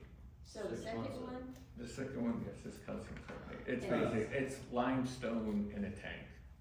So the water kind of flows through the limestone. And then as Tim was saying, there's a certain residence time that's associated with it because it takes time for the reaction to happen. I was equating lime with raising pH, but I Yeah. didn't think we were doing that. Yeah. That's why I'm confused. Well, but see, limestone and the lime, the hydrated lime, you're talking about two different things.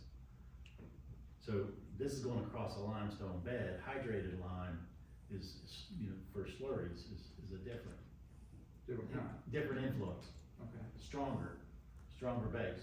okay. But you said that one was about 40 feet. 40 Yeah, feet it's long, about, 20 yeah, that's how big the building would have to You be. have to build a building. How big a building? 20 by 40 40. by 20 by 40, yeah. Yeah, we don't have footprint. Where you gonna put that at? Yeah. Well, we got, the There's location just we enough identified space. is, when you come into the water plant, just to the right, there's a pipe rack Yeah, and there's a Connex. yeah, And then the next structure is the like ops building. Trailer. So it's between the ops trailer and the fence, where the Connex and the pipe, rack. so the trailer would have to move, and you're just gonna build it down that fence line. Yeah, Okay. that's, the only other spot is at the very far corner Which one's? behind the last clarifier. It's kind of a little triangle spot. Something about Kobe would really $3 like to million see for something some big for tanks. ops. The other one, $3.5 million big tank. Is it 20 by 40? Yeah, $3.5 million is a 20 by 40 building. And how big is it? Yeah, it's like a 20 by 20 building. And we got room for that then, obviously. Yeah, that's, What, again, it's. what about, we talked about like the estimated life of a water plant's 50-some years, what's the estimated life for either of these options?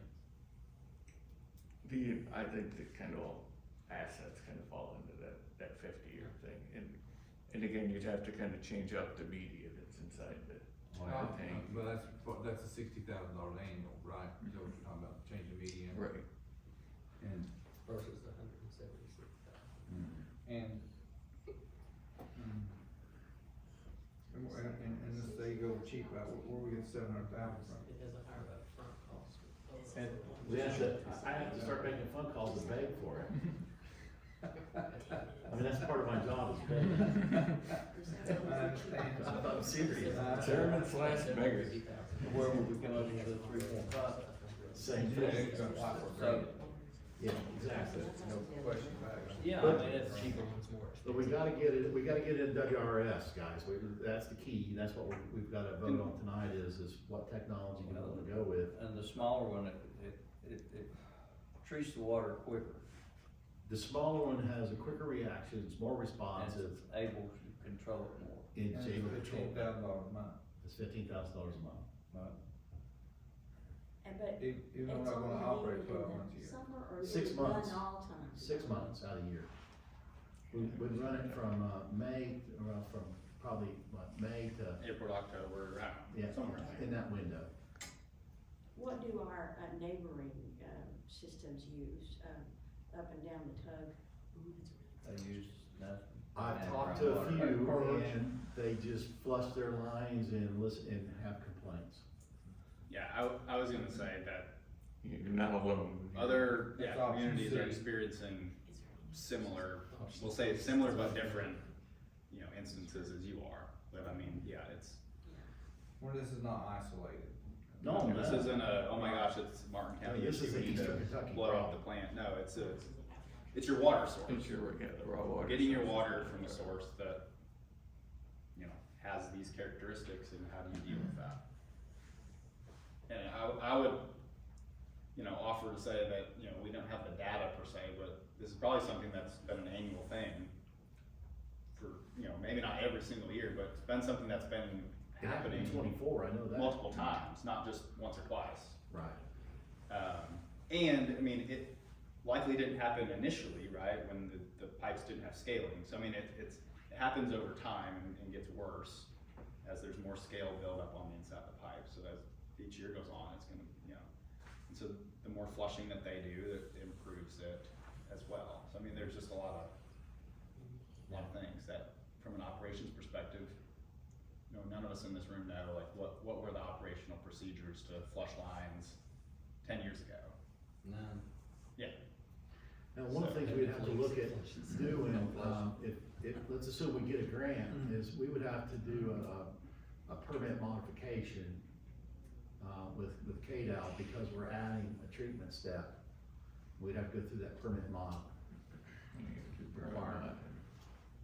Construction permit also.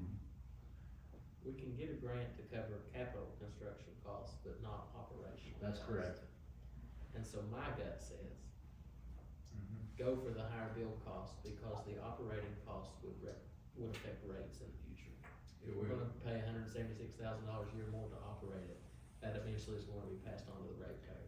Right. And the capital construction cost, I think we could get a grant more than likely to cover. Mhm. Sometime, I don't know how quick or when. I was gonna say, yeah, but we're asking for a grant to fix a 50-year road, to do something. Well, That's, But you're not fixing, remember, we're not fixing it, But would it be? we're adding an movable? additional treatment step that never had to begin with. right. correct. It's not gonna fix the treatment But plant, would it be movable with the plan? not the building, maybe. I mean, I think like this tank is kind of like on skids, we'll call it, it just gets bolted down, and you take that out, you can move that tank. There's a lot of piping and, you know, the building obviously, so. The way I look at it is from a ratepayer's perspective, you know, as a water consumer, I don't want brown water in my house. You know, and if somebody asks me, hey, do you want me to solve your brown water problem, I'd be like, yeah. Are you willing to pay more? Well, the answer to that's no. No. You know, Exactly. cause I would say, you know, I'm already paying Yeah, I've got second. 12 times what I paid before I moved here. Yeah. Yeah. So, you know, the answer to that's no, so I would say, take the money you got and fix the problem. That'd be my answer, as a ratepayer. And if the master plan comes back and has, you know, different recommendations, we can always amend what's in the WRS portal, right? Yeah, but, Yeah, you can change it. but I guarantee you, as soon as this goes in the WRS portal, I'll be working the phones, I'll be working the, It's workers and. so let's, board, you know, what do you think? Option A or option B? B is the 3.5 million. Do you have any other questions? Good. No, I'm. You're really, I think you're racking your brain. It's Yeah, tough. I am. I mean, I'm it's just, a- you know, I'm just thinking as someone who doesn't sit on the board, what do they think? And I think we just rehashed that. They're thinking, you fix my brown water. Yeah. Okay, and they're also thinking, and don't charge me anything extra for it. That's right. That's what they're thinking. Oh, that's what I would say. But nothing's free. And that's what we all have to realize. Yeah, and every grant you get, I mean, you're very fortunate to Yeah. get that, right? Yes. So, I mean, if we're gonna go for a grant, I'm kind of the opinion, go for the big one, and hopefully you increase your cost 6 months out of the year by 10 grand, maybe you can cover that. But there's no way we can cover $180,000 a year. Right. There's no way. Yeah. Not without a rate increase. Right. There's no way. So I think that's my recommendation too, just to go for the, Okay. whatever option number. calcium carbonate. So I hear two 2B. votes on the, on Alternative the 2B. calcium carbonate. Do I have three? Cause if I got three, then that's majority. I'll go with that. Okay, so we got three, so all in favor of option, that was, option B, right? 2B. Two B. So for option two B, all, To be or not to well, be. so first do I have a Okay, motion? let me Okay, go ahead. get this straight. Okay. So option 2B is the one that's more expensive to build, but less expensive to run. Correct.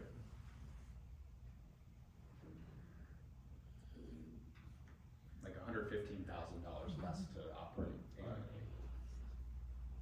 Okay, so do I have a motion for option two B to go into WRIS as, the project? I'm gonna make the motion. Do I have a second? I'll second. All in favor? Aye. Okay, thank you, gentlemen. You're sure we have a place to build this thing?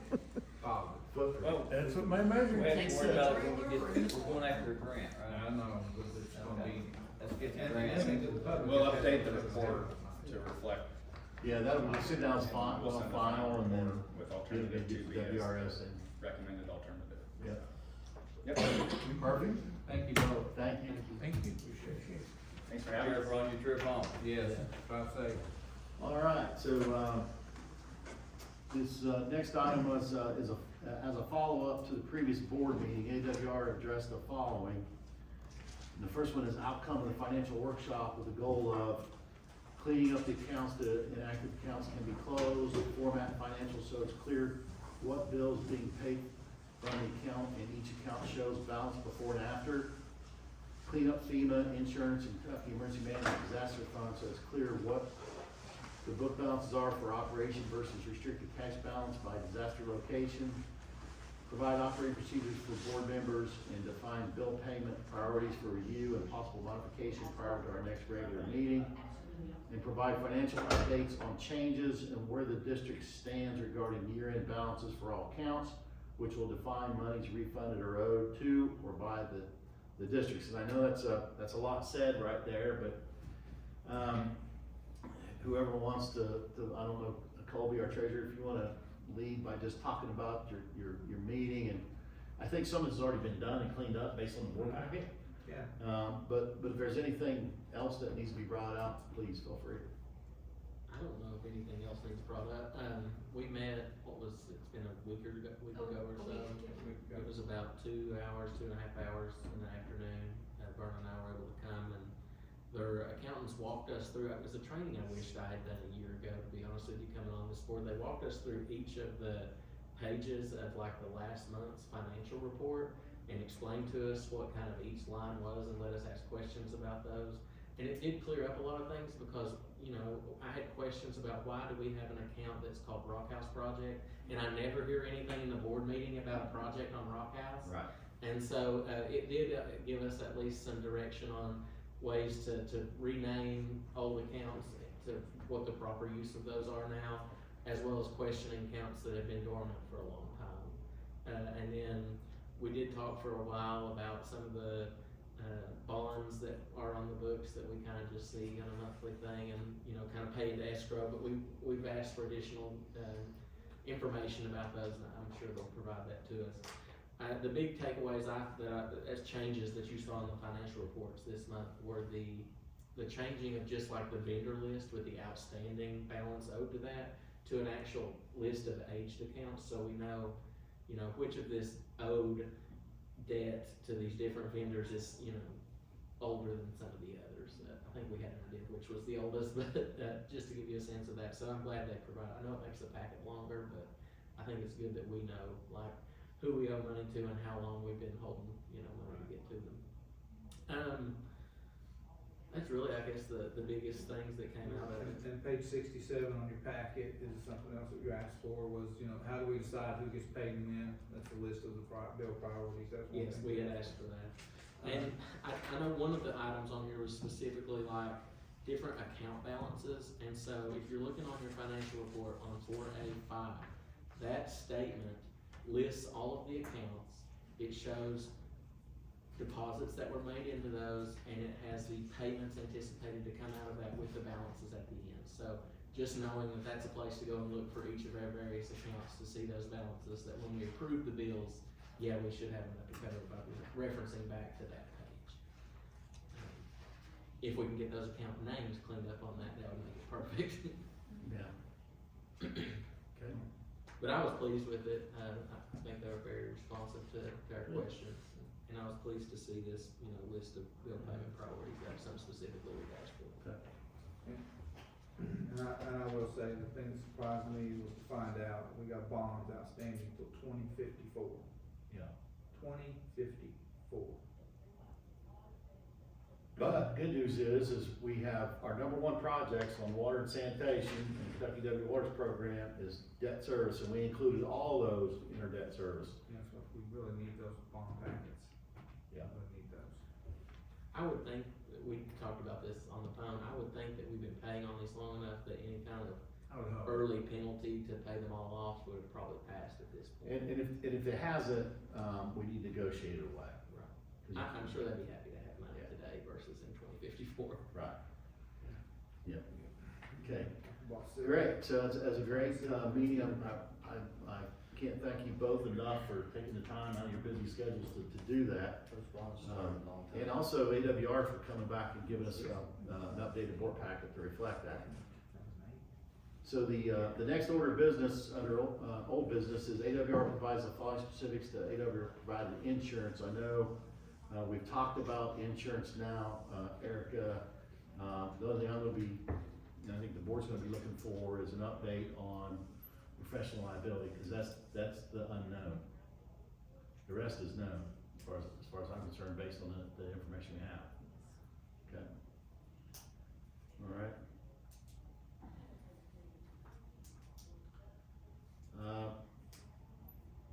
No where we at on, getting higher interest on emergency generator account funding without committing the money to a timeline? We reached out to the, bank and, they offered, which, you know, you all said, you know, we couldn't do a CD in terms of 91 days at 3.4%. And then, just a basic account that has no restrictions for interest of 2% on balances, over $200,000. So anything over $200,000 would accrue 2%. Just what's over 200,000 or? Yeah, it's my Which understanding. is still $1 million. Yeah. Yeah. Mhm. It's a lot of money. But we kind of talked about, That would save us on our interest payment. Yeah. Yes, what is it, we pay 6%? $5,800 every month. Yeah. It's worth, I think, at least looking into that, but I think Can we do that? the bigger thing we need the answers on is how long are we gonna be holding this? We need to know from FEMA, you know, are we getting our extension or not? Because if we're not, there's no point in holding that and paying those interest payments, that's just money the ratepayers are wasting. Well, I agree with that statement, but also I think it's a mistake not to have the bank pay us the higher interest now. Exactly.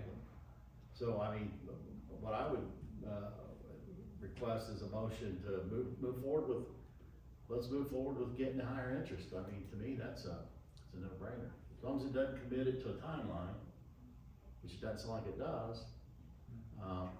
So do we have a motion to go ahead and commit it to a higher interest account with no timeline penalties?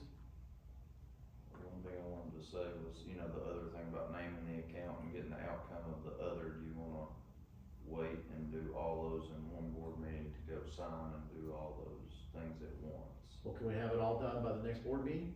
I would think so.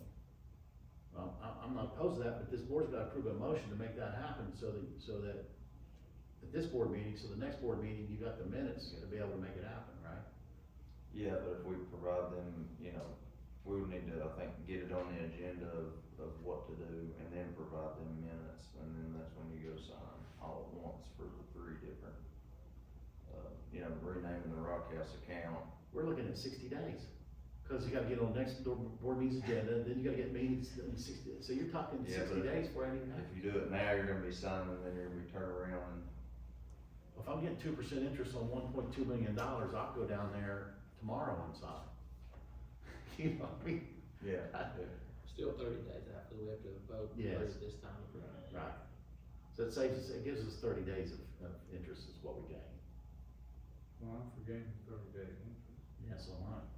Yeah, So- and I'm also for committing myself, I'm always the last, I promise not to be the last one, to go sign the cards, to sign for the new accounts, I promise I won't be last. And then it means, oh, you all rush, so you make sure I'm last, right? That's what'll happen. That's what'll happen. That's okay. I'll make that motion that we move it into that 2% interest over balances of $200,000 account. Do I have a second? Second. All in favor? Aye. All right.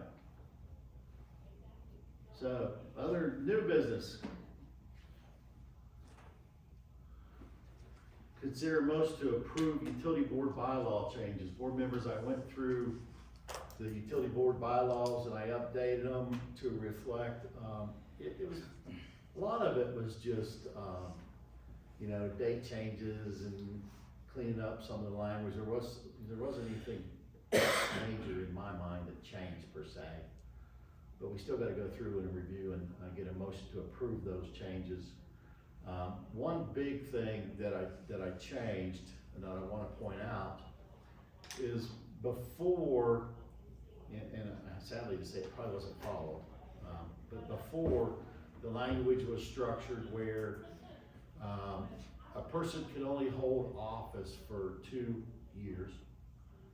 Then, they had to, step down from that office for a year, and then they could get voted back into that same office for another 2 years. But I don't think this board ever followed that policy. I don't know, No, I think about that. So- it's never been followed that I know of. Yeah, so I changed it to where, we still hold the elections every 2 years, but a person can get nominated and hold that same position if the board so chose and that person agreed to that position. So it aligns with what we're doing. That's currently worded, Thus, as currently worded, let's say, Kobe served treasurer for 2 years. Yep. And so he's gotta step down. Yep. Does he have to step down from office completely, or could we say, okay, then Kobe, you're now the chairman? That's a different office. Yeah, it's a different option. it could be a different office, he could take a different office. Okay, Yeah, okay, that's my question. But But the way it is right now, the way it was, but it was, he couldn't be treasurer. no, right, after 2 years, he had to step down for 1 year. yeah. You know, just like, okay. Someone started to. I'm good with you over there. So that was the substantive change. But that was.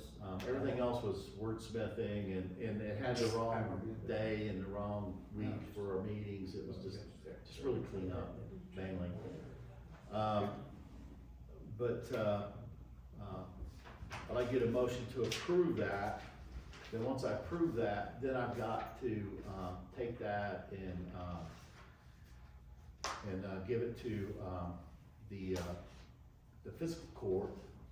And I also think that the fiscal court has to approve it as well. I don't think that it's just this board can approve it by itself. I think it has to go through a process. All I'm trying to do is keep the process going. I make a motion, we change, do the change. Accept the changes. Okay, do I have a second? I'll second. All in favor? Aye. Motion carries.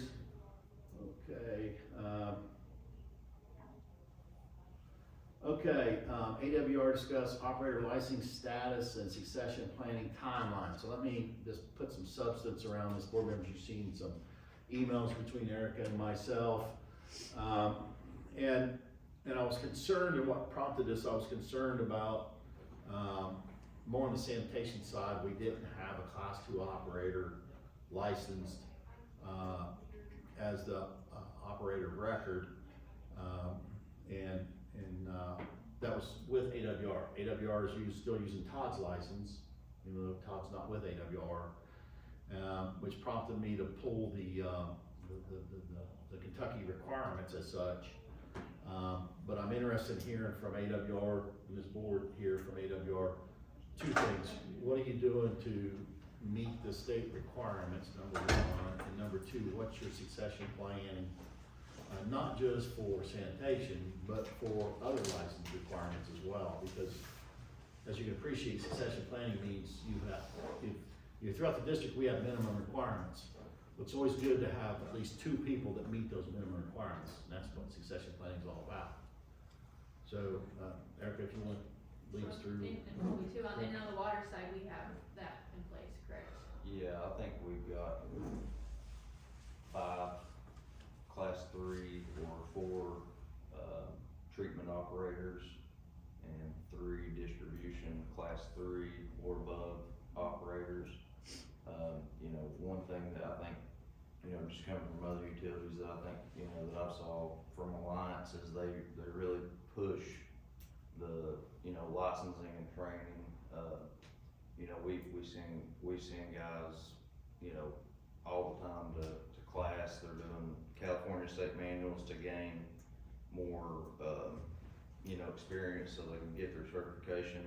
They get incentives to, you know, get raises once they get certification. That's one of the things when we hire an employee on that we, you know, let them know you can essentially grow from here to here, and we'll give you the opportunity if you're willing to do it. As far as the water side goes, yeah, we're all the time sending, you know, people to upgrade licenses and also give opportunity to those that don't have licenses once they get the experience. So what I'm hearing is if you were audited, I'm hearing that you've got at least 2 people that have licenses that meet the minimum requirements for every aspect of water. Yeah, absolutely more than that, yeah. But minimum 2. Yeah. Okay. So then, what about the sanitation side? Sanitation's a little bit different. I have, like you said, Todd had a class 2 wastewater treatment, class 2 collections, which is what we're required to have. I currently have a class 1 wastewater treatment, and it's not related to the requirements. I do have a land farm operator license that's related to sewer if we were to ever land farm, or apply. I do have Mike Euler, which is our sanitation supervisor, scheduled for his treatment exam on the 30th, which is this Friday. I've been reaching out to try to get into the 30th as well. I don't know if it's too late, but, I'm planning to go get my license as soon as possible. Dustin Workman, one of our, employees on the collection side, he's currently taking his California State Manual, which will add 6 months experience to him. He should be able to get signed up for his collection class 1 exam, in February.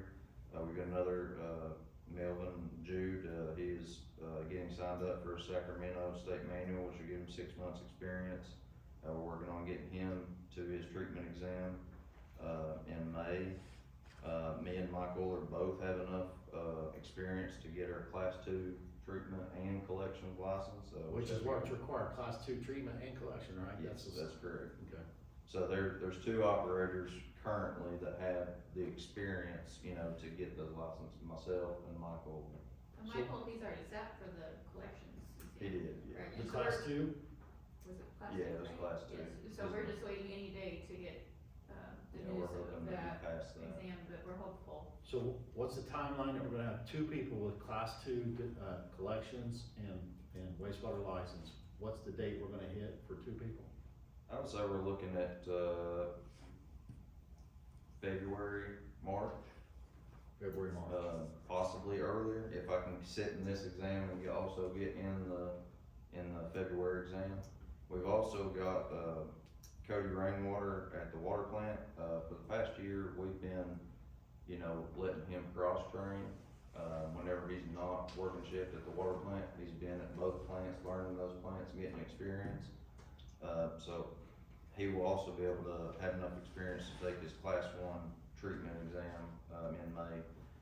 So, you know, we have in the works, every person on sanitation, you know, working towards that, with me and Michael are, you know, with enough experience to go take those exams. We just have to, you know, sit for them, and like she said, Mike. And pass, right, so we And can't pass, guarantee yes. this will happen in a month, but, I feel like we're doing everything we can to provide opportunities and resources, and they can study during work hour, they don't have to study it and then they go home.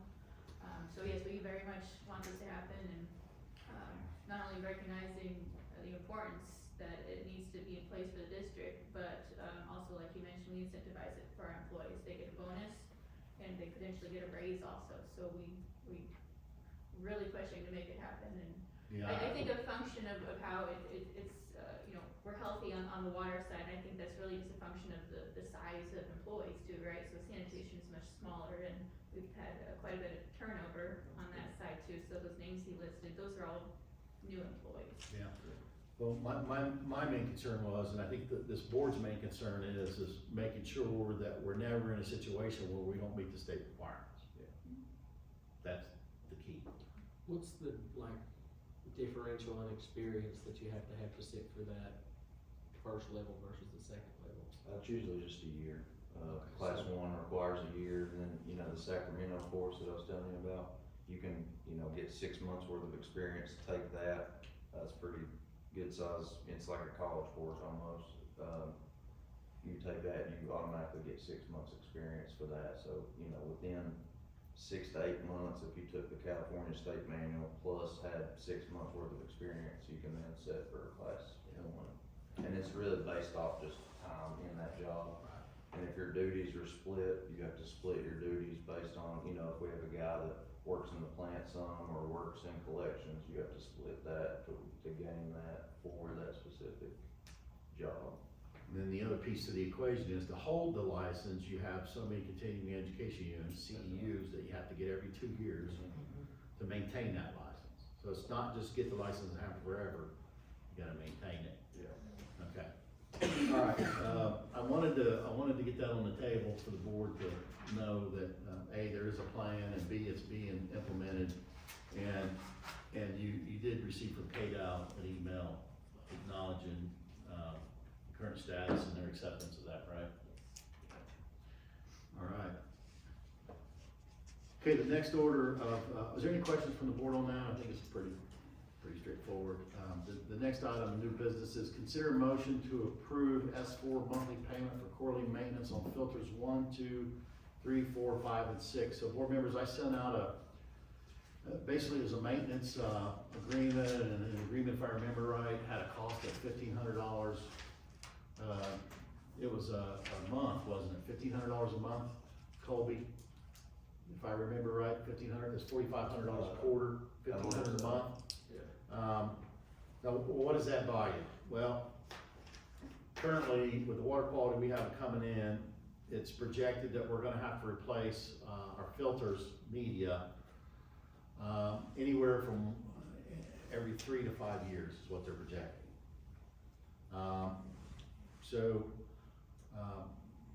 I know Vernon and I had a phone call on this, and we kinda went through the math of it, you know, does it make sense?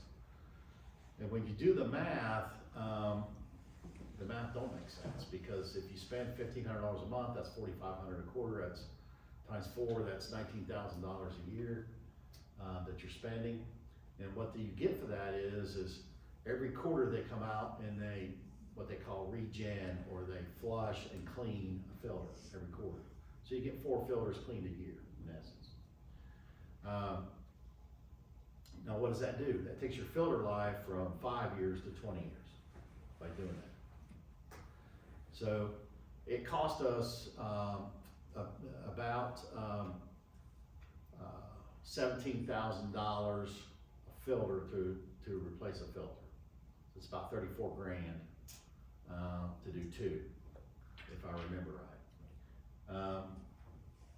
But when you do the math doesn't work. Because at the end of that 20 years, you gotta spend the money to change the filters.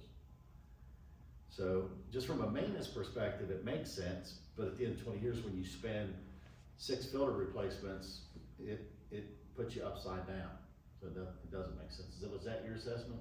That's what I looked at it. I mean, you still have to, at the end of 20 years, you still gotta replace filters. Right. So, Yeah, if so, you're gonna have all this maintenance fees in between, and you're still replacing filters, so you gotta add that cost.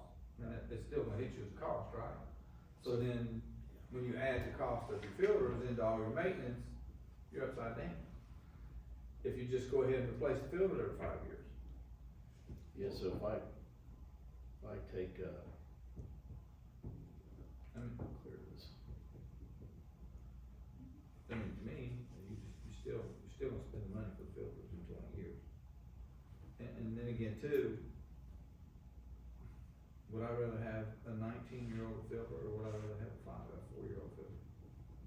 Yeah, Just saying.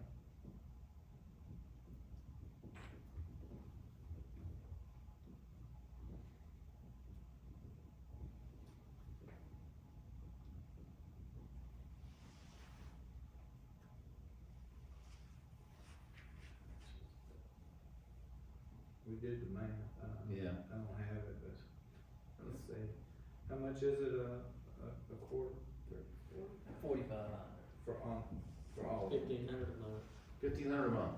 Okay, That's 20 years, that's $360,000. That's right. okay, $360,000, whereas, Plus, at the end of that 20 years, you gotta add, the cost of filters. yeah, so What's the cost? 17,000 a filter times 6. Well, in 20 years, it's gonna cost a lot more. It will cost a lot more, but let's just say even at today, How much was it, 17,000 A times filter. I'm 6. So, well, it's 17 times 6 times 4, because this is a 20-year evaluation. 408,000.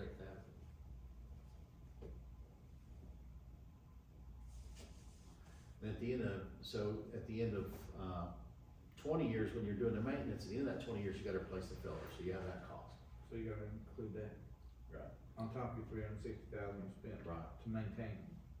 You still gotta replace them. So we pay that 408,000 times 4, right? Yeah. No, Yeah, Well, we every replace 5 it years. for- That is No, gonna. no, be- no, so we're, oh, I hit the wrong one. So we're sending that. So we're doing 15,000, or 1,500 times 12, Times 20. times 20. Uh-huh. And then we're adding to that That's, 17,000 times 6. That gives you a 20-year number Okay. for O&M and one filter replacement. Then if you change filters every 5 years, it's 6 times 17 times 4 For the 20-year period. for the 10-year period on the filters? Yeah, it's about $50,000 cheaper. It's $50,000 cheaper not to do the maintenance. Right. Yeah, see, that's about what we came up with. Yeah. We said, that makes The sense. cost of replacing those filters goes up drastically in the next 10 years. Right. And maybe worth reevaluating. If 5 years from now, we're replacing all of them, and it's a lot more than we thought. Right. Well, there's that. But as we went through that exercise, and I appreciate you doing the math again, I'm gonna put on for a motion, or ask for a motion not to do the maintenance, just plan on replacing the filters every 5 years. Don't know if that requires a motion at this point, though. Okay. Let's just table this, it's not needed. Okay. Sounds good to me. Okay. Did you all have a chance to look at the, SLP for the best management practices? Take them up. Yes, thank you for, bringing that up. That's part of the financials. Board members, did you get a chance to read it? I read it. This SLP is a grant funding best management practices, on how AWR is gonna establish, maintaining, and closing bank accounts. That was an action item out of the last board meeting to generate and produce this SOP. I read it. I didn't have any comments on it. The only thing that I didn't see, and I apologize if I missed it, I didn't see a form that you all fill out that you give the bank. There's an SOP here, but was there we talked about a form that you would fill out and give the bank when you go to open an account. We did, and what so this is open for discussion, but what I had in here was that, the minutes themselves need to reflect all of the account stipulations. And so the person taking the minutes needs to capture and ensure that everything related to that account is in the minutes and part of the motion. Okay, so in the board packet, are we gonna see a completed form that captures the account requirements? Yes, so it would have to be part of the agenda, or it could be a separate piece of paper. I don't think there's going to be, we talked about a form, but there's not gonna be very many things on that form. We identified maybe 3 things that we need to know going into setting that account. Yeah, I don't know the answer to that until we know, the criteria placed on us by the grantor. Grantor defines it, right? So until we know that, we don't know what will be required. As long as it's in the board packet, what the grantor requirements are, Right. then I think we're okay, but with that, I mean, I wouldn't know based on the grantor what the requirements are unless it's in front of me in writing. Okay. All right, and does this say that, that the grantor requirements will be in the board packet? It says take board meeting minutes, which includes motion to close account? No. So, the person walking through this SOP is required to review the grantor documentation to determine what those stipulations on the account are. And then once they determine that, I was thinking it would just be included in the agenda, because then I'm thinking there's maybe 3 things that we need to know. We need to know if it can be interest bearing. Yeah. We need to know if there are term limitations, and, we need to know if the bank has to be FDIC insured. And I couldn't find anything else that we may need to know, as far as the account stipulations. So if your preference is for that to be on a separate form, we can do that.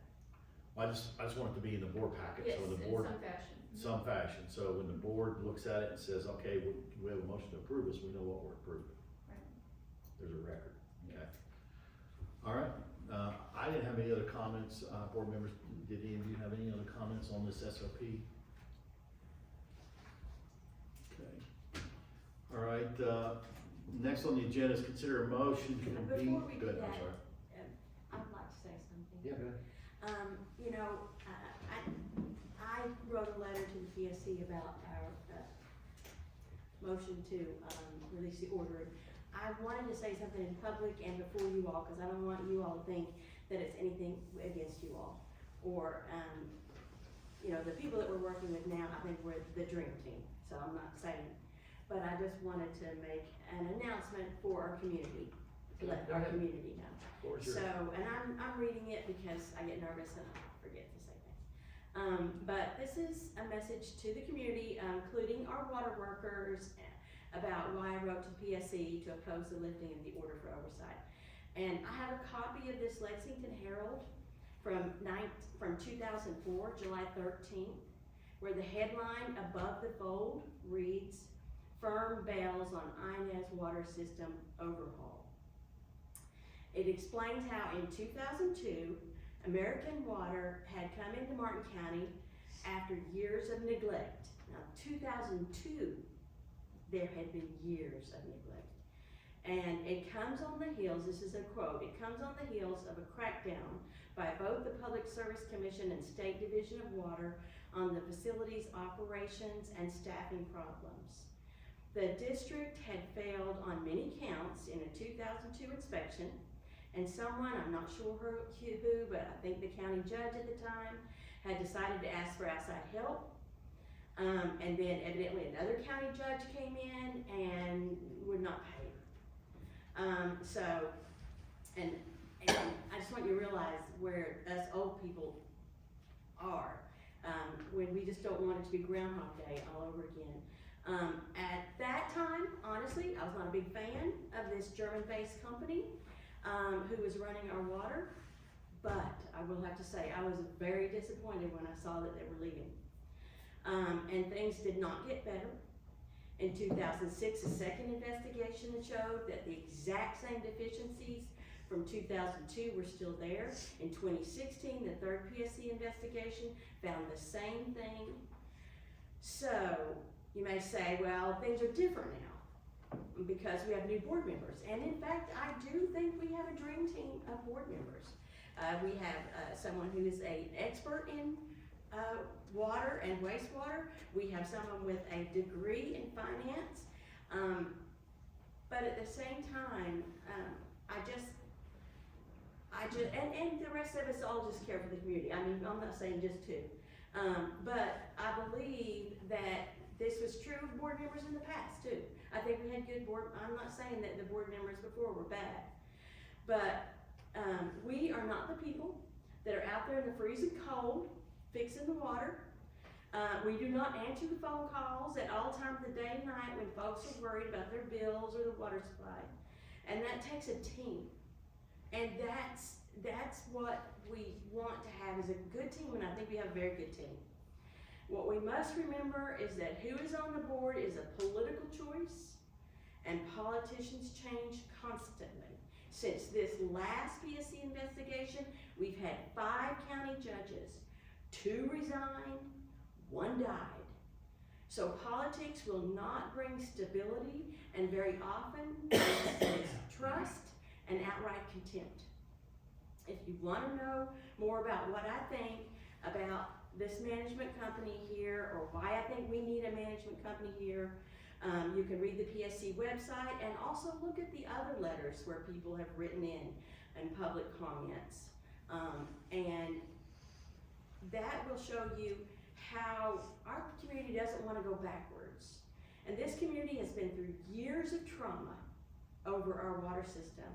So, and you can hear it in what you hear people say, even now, while we're under a microscope by the PSC, the EEC, the Division of Water, and we have a whole company in here. People still claim we're stealing the money. If you talk to people, they're still claiming that we've got the money. And I don't believe anybody on the board would do that, but I just think we have to remember, after years of mistrust, we're just coming to the edge of that. And I think we're in a really good shape, and I just don't want to lose what we have going on now. And that's why I wrote that. And just want to remember that what we think of is trust but verify. And having a good board, having a good company, and oversight doesn't hurt when we're at a place where people don't trust us. So I just wanted to say that. Okay, well, Nina, thank you for your comments. They're noted.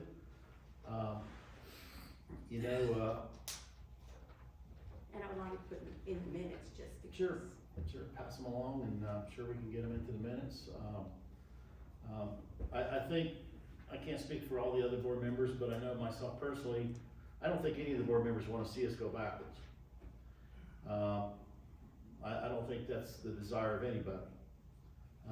But as a governance board, and that's really what this board's requirement is, the governance board, it's our job to improve the quality of life when it comes to water, wastewater, and infrastructure. It's our job to provide the highest quality service at the lowest possible price. And also, as I've learned, it's our job to go out and find the money to get the work done. And it's also our job, that I've learned, is to also support the design, the construction, and the completion. And it's also our job to make sure that we hold people accountable. So there's a lot going on in Martin County on water and wastewater side.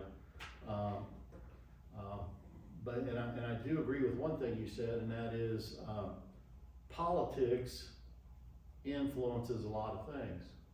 The sad part of that story is, and I'm talking for Tim Toma and no one else on this board, the problem with that is politicians aren't water and wastewater experts. Now, you did say one thing I disagree with, and that is, I don't think there's ever been a subject matter expert on this board in water and wastewater, ever. No, I'm just saying good people. Well, there's a difference between good people and experts. And there may not be either if anything happens to you, Tim. Well, I mean, That's none why. of us are wastewater experts. That's why, and I'll share this with the public, it's my goal that before the Lord takes me, that things are fixed to the point that it's sustainable. So in other words, that things can go on and continue to be better than before without Tim Toma or anybody else. That's my goal. But that's a Tim Toma goal. And that's what I'm praying for. Lord, get us to a point where it's self-sustaining. It doesn't need me, it doesn't need any of these board members, that it can make it on its own. And we should all be working towards that goal. But with that said, board members, I'll open the floor up if anybody else wants to add anything before we consider a motion to convene into closed executive session. I do wanna say something. Okay. I grew up here. I lived here until, did I move away? 2000, I think I moved away in 2000. That's gone 25 years. And far more valuable to me than the college degree I got while I was gone was the years of experience in the workplace. Far more valuable. And over the years, my political persuasions have changed greatly, okay? So, I am convinced, me personally, I'm speaking for me, I am convinced that the people that care more about Martin County, its water system, and its infrastructure are sitting here, not in Frankfurt, okay? There's people there that care and are willing to help us, but thank God, and I say that sincerely, thank God, to try to obtain the funds that we need to fix the problems that have occurred over the years. But the government bureaucrats, which is what we have in Frankfurt, they're there to exist as bureaucrats. I'm sorry, but that's just my public statement for what it's worth, and I know I'm not gonna make any friends with that statement, but it's true. We care. We care greatly. You know, my kids grew up here. I grew up here. You taught my kids in school. So does your husband. And in fact, I insisted that they have you two versus other teachers in the school, and I'll say that now. I would have said it then, but I'll say it now. So, this is not personal at all. I just would rather have the decisions that affect the future of our county made here versus somebody in Frankfurt who only knows it's someplace that exists over on the West Virginia border. That's why I am in favor of us. Listen, there has to come a time when we take control of our own fate. And honestly, And that time's come. that's why I with this voted board. with you all for that. But then when I saw on the front page that the judge was wanting to get rid of Alliance, that is what worried me. I think that's a future date, that's not, And that again that's too, not, we're not even It just appeared to be. addressing that, but however, we're not in the shape at the moment we to couldn't do address that right that, now I think. if we wanted to, and I don't want to right now. But there has to come a time when we say that, and I don't follow lines, profit's not a dirty word, I get that. You know, no business that doesn't reinvest in itself and make money can exist. Right. And Colby and Erica wouldn't be here if they didn't add value to the company that they work for. That's true. And so, From where we was at to where we are, we owe a lot to the line. oh, absolutely, I agree totally, We're not ready to, because we asked for a cessation of the order, That doesn't mean we get it rid of doesn't mean it. that we're getting rid of Alliance. That's not what, Alliance actually wrote a letter in support of us to do this. It's Correct. not- Yeah, I look at it from a different perspective. I look at it from the perspective that we have to grow and develop as a district that we can stand on our own 2 feet. We have to. And nobody's gonna care more than we do. Well, I just wanted to let everybody know. Yeah, I can And appreciate that. Nina, again, nothing personal, I think the world of you, you know that. And that's what I was wanting to tell you, And it's we not can- we personal, can agree to I just wanted to disagree. have my say, We can agree to and we disagree. can. All right, I make a motion, we go on executive. Do I have a second? Speed this along. Second. all in favor? Aye. All right, executive session it is. Of those, Okay, do I have a motion to come out of I make executive? a motion to come out of executive session. So I have a second. I'll second. All in favor? Aye. Okay, do I have a motion for your chairman to negotiate a construction easement for the turkey tank, project? I'll make a motion. Second. All in favor? Aye. Motion carries. Okay, guest speakers.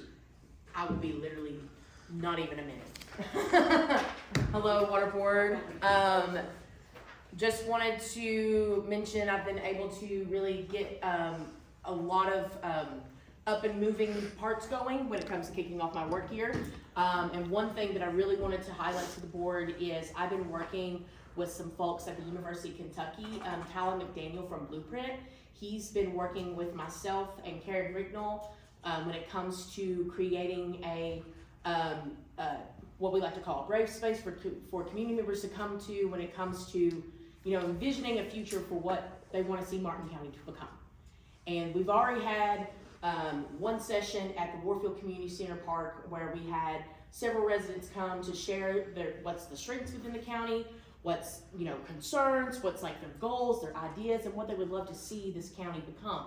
And there's been topics around water brought into this space. And so I would love if there's any and all board members, even alliance workers, students even from middle school or high school that are interested to bring their voices, share their voices and their vision of what they want to see Martin County become in all aspects, not just water, just all aspects of our community. Like, we have a space next week on February the 3rd at the Collier Center on the 2nd floor where we are hosting another community meeting where we want to hear from everybody about what they would love to see the future of Martin County becoming in all different facets. And we encourage our youth to come, we encourage our seniors to come, we encourage everyone to come. And we will have food and drinks and refreshments, and there's like a whole planning process that we're doing around this and plan on sharing the results with the public towards the end of the cycle. And this is just something to kick off the new year and thinking about the future of our community in a very voices from the community ground up type of mentality and sharing it with our leadership one day once the report is final. So, any questions, comments, concerns on that? Because that was the only thing I got going on right now. Wait till spring comes. We'll have a lot more things going. All right, thank you. Thanks. All right, anyone else? No? Okay, do I have a motion to adjourn? So moved. All in favor? Do I have a second? Second. All in favor? Aye. All All right, thank you. thank you. So with that, I'd like to call the Sanitation District meeting to order. Board members, you received your packets. Is there any discussions around the minutes? And if not, do I have a motion I to have approve? a little, I didn't notice it till today. Okay, I wasn't here, and I'm not on the water, minutes, but it says I was present at the sanitation, oh, we need to take that, strike that, yeah, okay? so. So can we get a motion to approve, provided that's stricken from the minutes? I'll make the motion. Second. All in favor? Aye. Thank you for catching that, Nina. Okay, a review and consideration of financial reports? Yes, sir, 3A1 is your balance sheet. Total current assets are sitting at $277,554.96. Again, this is not the exact year-end figures, but it's pretty close. Item of note, at an increase of $34,000 on your construction work in progress, making that $102,710.50. The disaster relief fund there you can see is sitting at $621,773.30, and that includes the FEMA payments that we have received thus far.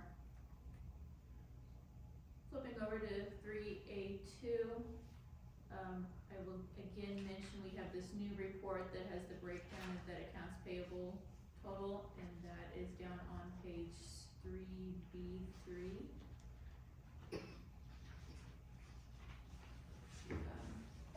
Otherwise, there's not anything else that stood out to me here, but I'll just acknowledge that the sheets did in fact balance, and the liability and equity is $8,917,808.91.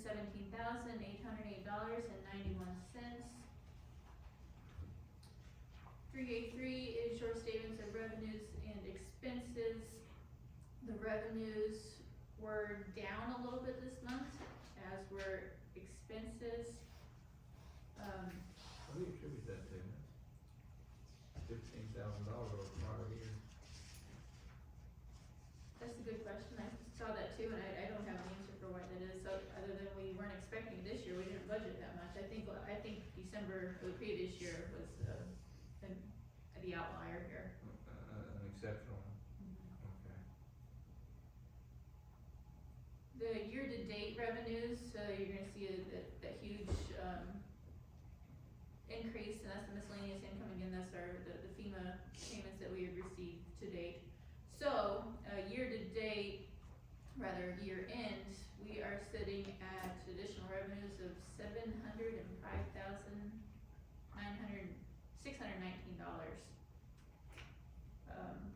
Expenses for the year, we were down just a little bit, down $33,393. So again, it looks like we had a huge, increase of revenue here, but we all know we didn't. That's just, making us whole. But it does show the net income before other income is $880,931.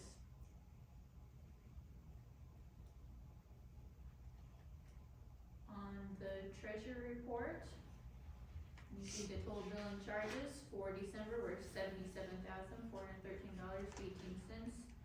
That was a little over 4 million gallons, 864 customers. On your, the available balance at the very bottom of this page, you see that's a negative amount, but to the point that Tim had made earlier, that includes some project bills in our list of bills. So if you exclude the Prime AE bills from this amount, we are sitting at an available balance of $18,615. So we do have enough money to pay our bills. Yeah.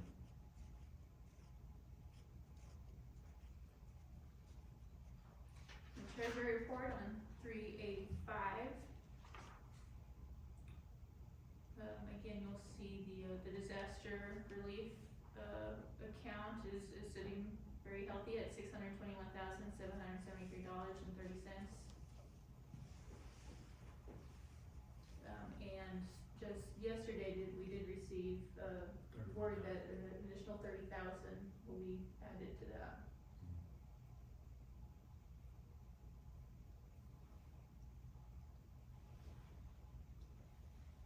It appears to me, and correct me if I'm wrong, but once, and maybe I'm getting ahead of myself here, but financially, you know, obviously sanitation's in worse shape than the water district is, but with that aside, once we use the recovery money, to fix what's broke,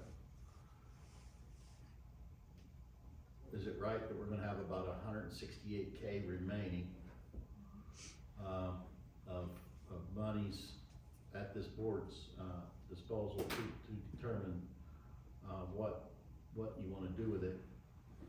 And one of the things that I've asked Colby to do is, not at this meeting, but the next board meeting, come before the board and tell us, or make a recommendation on, you know, what AWR's recommendations is with that money. So, give you an example, I know that there's valves that needs to be replaced at the Tug Valley wastewater treatment plant, for example. And I think the cost on that's gonna be, what, around 15, 20 grand, off the top of my head. But anyway, come before the board and lay out a plan. Okay, you've got this money. You know, part of me says, well, keep it in the bank and you keep it as an operating expense, maintenance expense item. I agree with that. But if we have things that's not operating, not working correctly, we should look to fix those things. All right. And so, please come before the board, next board meeting, and be prepared to present that and talk about it, and make recommendations so the board can vote on that. Okay? All right. So with that, do I have a motion to approve the treasurer's report? I'll make a motion. Second. All in favor? Aye. Review and consideration to approve other financials? 3B1 is your billing summary. Again, 864 customers, a little over 4 million gallons.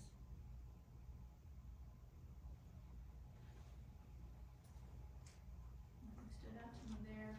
On 3B2, you can see your outstanding vendor debt took a dip this past month in December, so that was good to see.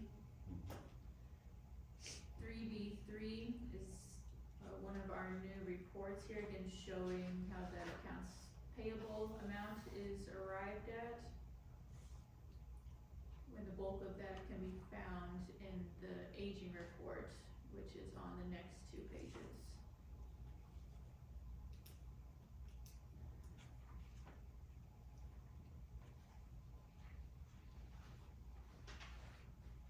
Okay, and just a reminder to everyone, the aged report, is included in the Kentucky W Waters Sanitation, application, and it's our #1 project.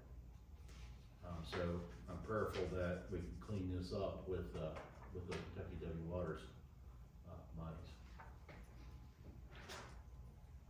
3B5 and 3B6 is your bank recs.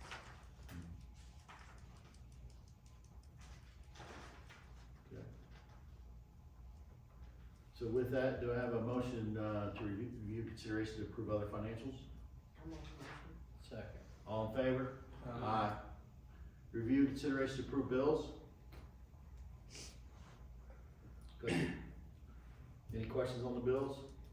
I make a motion to approve. Second. All in favor? Aye.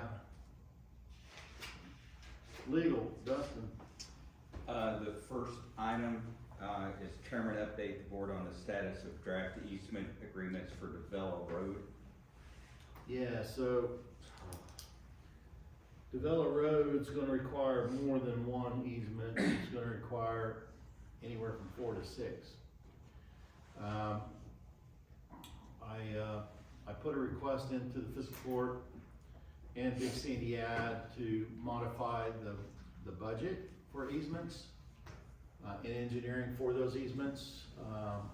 That budget request form was, completed correctly and sent to the judge for signature. Once the judge signs that will then go back to Big Sandy Ad, and then the grantor will have to approve it, and then once it's approved, then we'll get authorization to move forward with the easements work. So it's just part of the process. I don't see any showstoppers or any real issues at this point. I think we're in pretty good shape. For that easement work, the fiscal court was gonna look to hire Brian to do that legal part of that work. And then Prime AE would do the engineering piece of that easement work. So that's pretty much the status on it.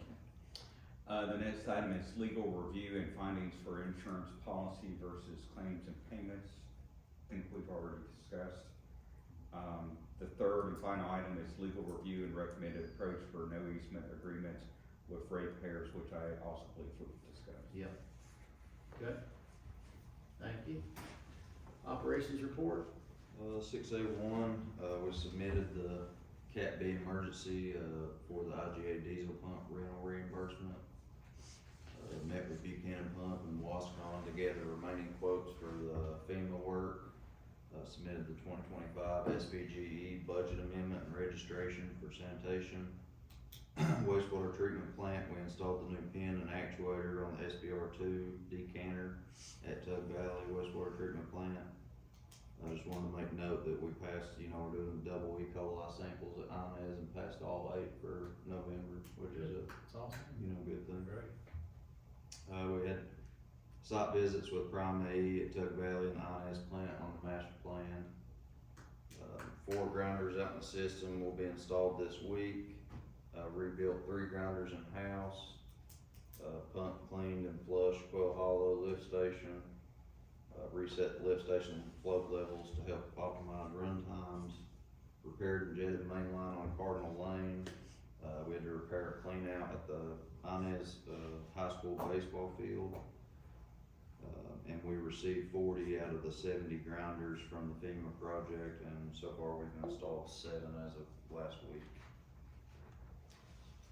And those are the E1s, Yeah, these right here. the big ones. Yeah. Okay. 6A2 is your wastewater plant operation. 6A3, your work orders, service calls, and summary. Yeah, I got a question on the Tug Valley, and maybe I'm getting ahead of myself here. What was the issue with BOD at Tug Valley?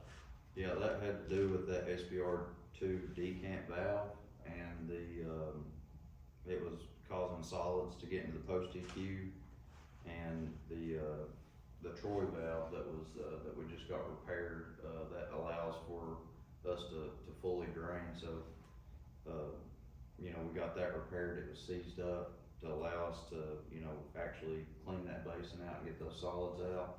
The decanter allowed solids to get in, and that was essentially, the problem.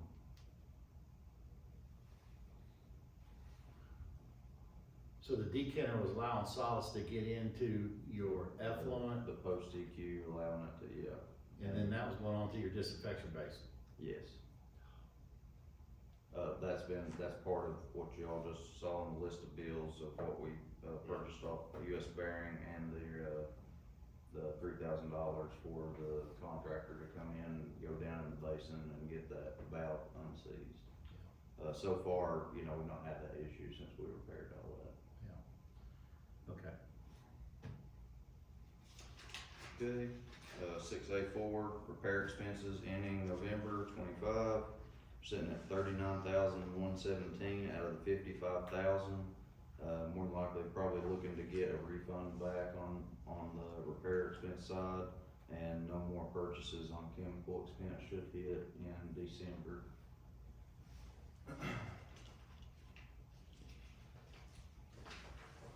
Six A5, 6A6 are the transaction notes. And Just one thing real quick, for the year on vehicle maintenance, we're running 200%. yeah, What's, just 40,000 foot, what's driving? well, I know it shows 200%, but you got the number is only $11,000 for vehicle maintenance, and I know what you're saying, but what's driving a lot of that is, we've made some pretty significant repairs to our pump truck that we have now. There's been a few different repair bills that have been kind of up there, and then from that, other than that, it's been, regular maintenance, tires and things of that nature. we also repaired put new tracks on the excavator that hit that line item. Okay. So, you know, $11,000, you know, I wish it were a little bit more to, show the Yeah. percentage, you know, a better percentage, but Okay. Yeah, I just need to make something. in the grand scheme of things, 11,000 really isn't even, I mean, it's enough to maintain normal wear and tear, but, you know, making big repairs on some of these items that's, And you Yeah. sent me the sanitation, truck and equipment list, right? You Yeah. emailed it to me? yeah. It's been a while, I'll pull it up. Okay. Alright, 6B, 1 through 5 is your DMRs. And like I mentioned, DOD on the Tug Valley hit. And then Inez is, you know, passed all of our E. coli samples, but we've got, you know, the same kind of issues on some other samples. Well, the good news on Inez is the phase 1 project will go to the field in, late March, early May. Yeah. And by June, phase 1 will be done. So it's not a lengthy project, it's really all it is. It's about a 30-day job, but all it is get the aerators, put new aerators in and get clarifier number 1 working and replace the valves in the under drain system. That's pretty much what that project is in a nutshell. But that alone will get the plant back to what I'll call normal operating condition for that design of the plant. The even better news is we've been blessed with a $4.8 million grant to go after Inez plant and fix it right. When I say fix it right, I'm talking about putting in the right treatment steps, putting in odor abatement so we don't have to smell it when we're enjoying the ball games. Doing the things we need to do so that the plant can accept higher waste loads. What does that do for us? That means that more people can get hooked onto sanitation. It means that we can get industry hooked onto sanitation. It means that we can look at attracting industry to bring more jobs to Martin County. It just does so many things for us. But that phase 2, $4.8 million, I mean, it'll take, by the time we get the project set up, get an engineer of record voted in and working on it, you're a year and a half, 2 years from seeing that project even go to the field. So it takes a while, but at least the plant will be operating normally during that period of time. Okay. All right. So that's DMR. So now we're on project update. So I pretty much touched on the Inez plant phase 1 and phase 2. The other one I want to touch on is the Develop Road project. I got sent the design package Friday. I haven't had a chance to look at it yet. I will over the next couple days. Design is about 75% complete. I'll look at it and provide Prime AE comments. I can also get that package out to board members. You can take a look at it. It's basically a collection system with a booster station or with a lift station. It's nothing. There's not a lot to it. But the more exciting part for me was the sanitation master plan. It is about, well, we had a workshop, was it last week? Thursday. Yeah. And the sanitation plan does a great job of pulling together what we have for infrastructure, the condition of our infrastructure, capital improvements projects list and scoring, and a timeline for those projects to be funded and completed. And it's going to be a really good document. I think you all will appreciate it. I think I sent out a draft to the board members once already. But when this next round, I'll get it out to the board members, and it's improved a lot, I think. So I think you're going to be happy with that sanitation master plan when you get it. So that's pretty much where the project is. I don't see DeVella Road going to, the field until, late July of '26, it'll go to the field. That's pretty much our sanitation projects, where we're at. So any questions on SIP or, on the SIP list, I haven't updated again, I'm waiting on Kentucky W Waters to see what happens there. Will the announcement of that funding for the sewer plant 9 has changed the SIP list? Will we see that funded on the SIP list? Actually, we did an application for INS, phase 2 for $8.5 million. And so, the 4.8 would go towards that 8.5 in essence. But another way I look at it is that $8.5 million, could be looked at and utilized for replacing the gray water line that runs through town, as an example. So that's why I really need to see how the Kentucky W Waters program plays out, because then I've got to turn on and revise the SIP list and get it out to the board for approval based on that outcome. And we'll just have to see where we're at with that. I'm making plans to go to Frankfurt February the 3rd to try to meet and sit with folks and try to, share the thought that we can, here's our track record, these are projects we got going on, this percent completes, this is what we've done to date. We've got a business plan that shows we can handle $45 million a year. That's 220 pages long, it supports that argument. And we need all 11 of our applications approved, not 8, not less, but all 11. And so, I'm gonna spend a day there just to try to meet folks and talk to them and hopefully sway them to see the need, and not just see the need, but see what we're capable of. So be praying for me that goes well. Okay, AWR update the board on FEMA Kentucky W Water Emergency Management funding status along with schedule to complete repairs. So 8A1 is kind of your breakdown of everything so far. We got Tug Valley, Inez, IGA, Locust Court, Riverside, and Dempsey that we've all received payment for all those. I've been working, getting quotes and have it all kind of laid out for what information I have on each individual site following this. The Riverside duplex has also received payment, and the grounder pumps have also received payment. The only thing outstanding was the Cat B emergency measurement,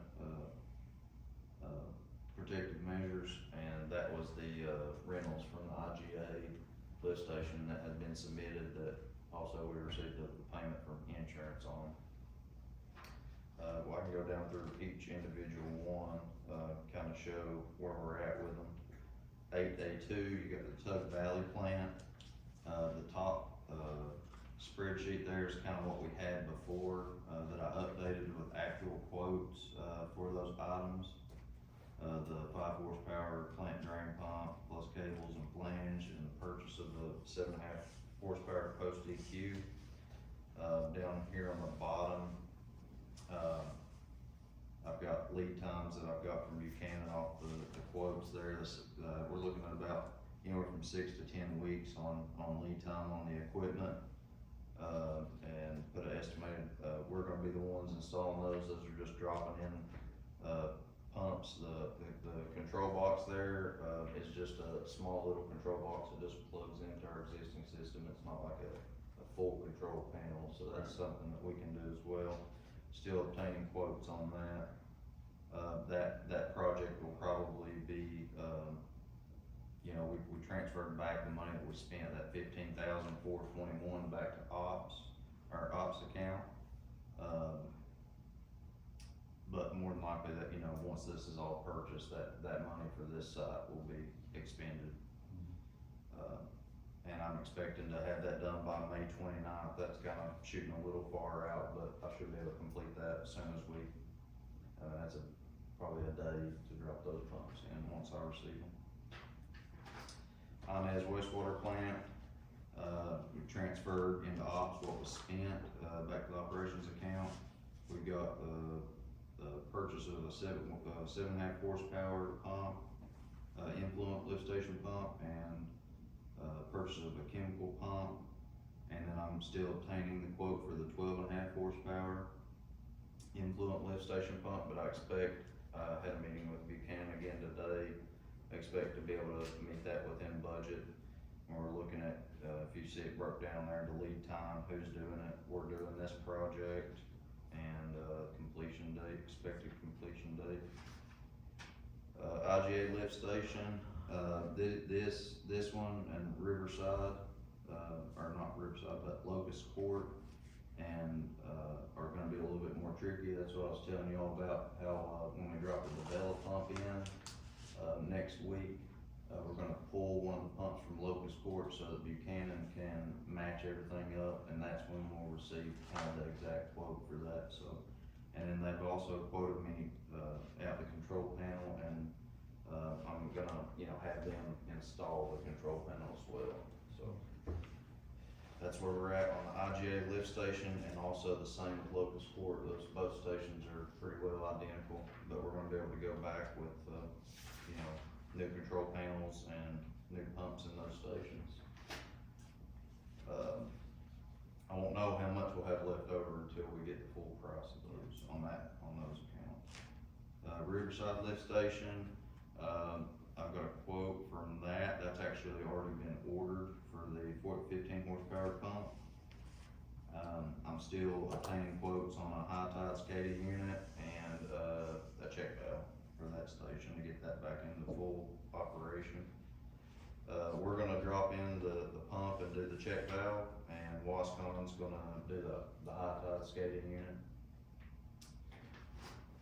Dempsey, I'm still obtaining quotes on Dempsey. That's gonna be 2 new pumps in that station, 2 new flanges to go with the pumps, new control panel with, Buchanan more than likely doing the work for the control panel, so. And a new high tide SCADA unit. I'm still obtaining quotes on those, but we will be able to do the pumps. Wascon doing the high tide SCADA, and then outside service, either Buchanan or US Bearing, whoever we, go with on the control panels. We're gonna get more information on those, to do the install on the control panels. Riverside duplex, that's actually already been ordered, and, we're expected to get that within 2 to 3 weeks. I put April 30th, but that's a day's project there too, day or two project. That's a whole station, full pit, 2 pumps in it, control panel and all, drop it in, and replace the old one. So that'll be a brand new station, and that's for the duplex over there. It's behind the drive-through, oil change place there in Warfield. And the grinder pumps, we have purchased, put in an order for 75 of them. We have received 40, and we're expected to receive the other 35, mid to end of February, and we're gonna be installing those as well. Okay, very good. So we'll just continue to keep this in the board packet, and update us as things progress. This is good, I like that. All right. So that leads us to, AWR, update, board on insurance claims and status of payments. Eric, is there anything else to add beyond what we already talked about? So if we look back at 8A1, the summary table of every site. So I'll mention the ones that are still outstanding on the insurance side here. The Cat B emergency, that's the one we just received word yesterday that one has been paid out. So that leaves the Riverside duplex lift station. That one was below the deductible, so that's why insurance did not pay that one, but FEMA did. And then the grinder pumps countywide, that's one that is being submitted to the professional liability coverage company. But that's another one that FEMA has paid out on that, so at this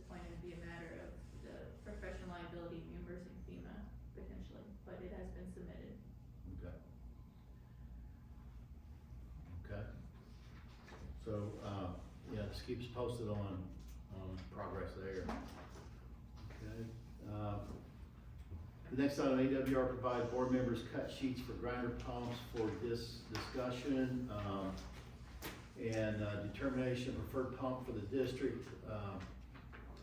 I know, Kobe, you provided me with information, I forwarded out to all the board members, cut sheet on the E1 and then a pump curve on the other pump. I asked Kobe to bring them in, cause I'm not from Missouri, but I am kind of a show me kind of person, so. And the reason why I wanted to bring them in was, I think when you look at the pumps, and Kobe, feel free to talk about them, the pros and cons of both, but, and the reason why I'm wanting to have this conversation is I think there's an advantage in picking a pump in a district and staying with it, number one, so you get synergy around your program. But also, I think there needs to be a discussion around, other attributes as far as, longevity and warranty and repair costs and all those things which we're faced with on the sanitation, well, on both sides of the fence for that matter, but, so, anyway, I'll turn it over to you. Yeah, so the aquas, you know, those were kind of more of a, option when myself and Todd got here. I think we had 30 plus grinders out, and, you know, the district was going around pumping those pits daily, really spending the majority of their time out pumping, so, you know, at the time, we really didn't have the money to purchase $2,200 pumps per site. So really, the driving factor for that was, you know, labor costs and not having to pump. They did work in some scenarios, or in most scenarios. There were a few differences in the head that they provide. The E1, pumps, I can't remember off the top of my head, but 70, 80 more foot a head or something than what the aqua pumps. You're operating on a float switch on the aqua, and you have to do a little bit of, they're not set up exactly to, just throw them in there. We have to do a little bit of wiring and things to get those transitioned.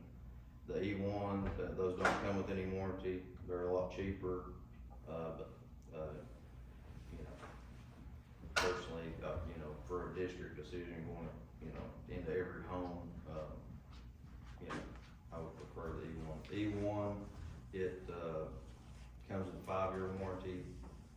Anything. E1's the taller one, it's the bigger. Yeah, that's right.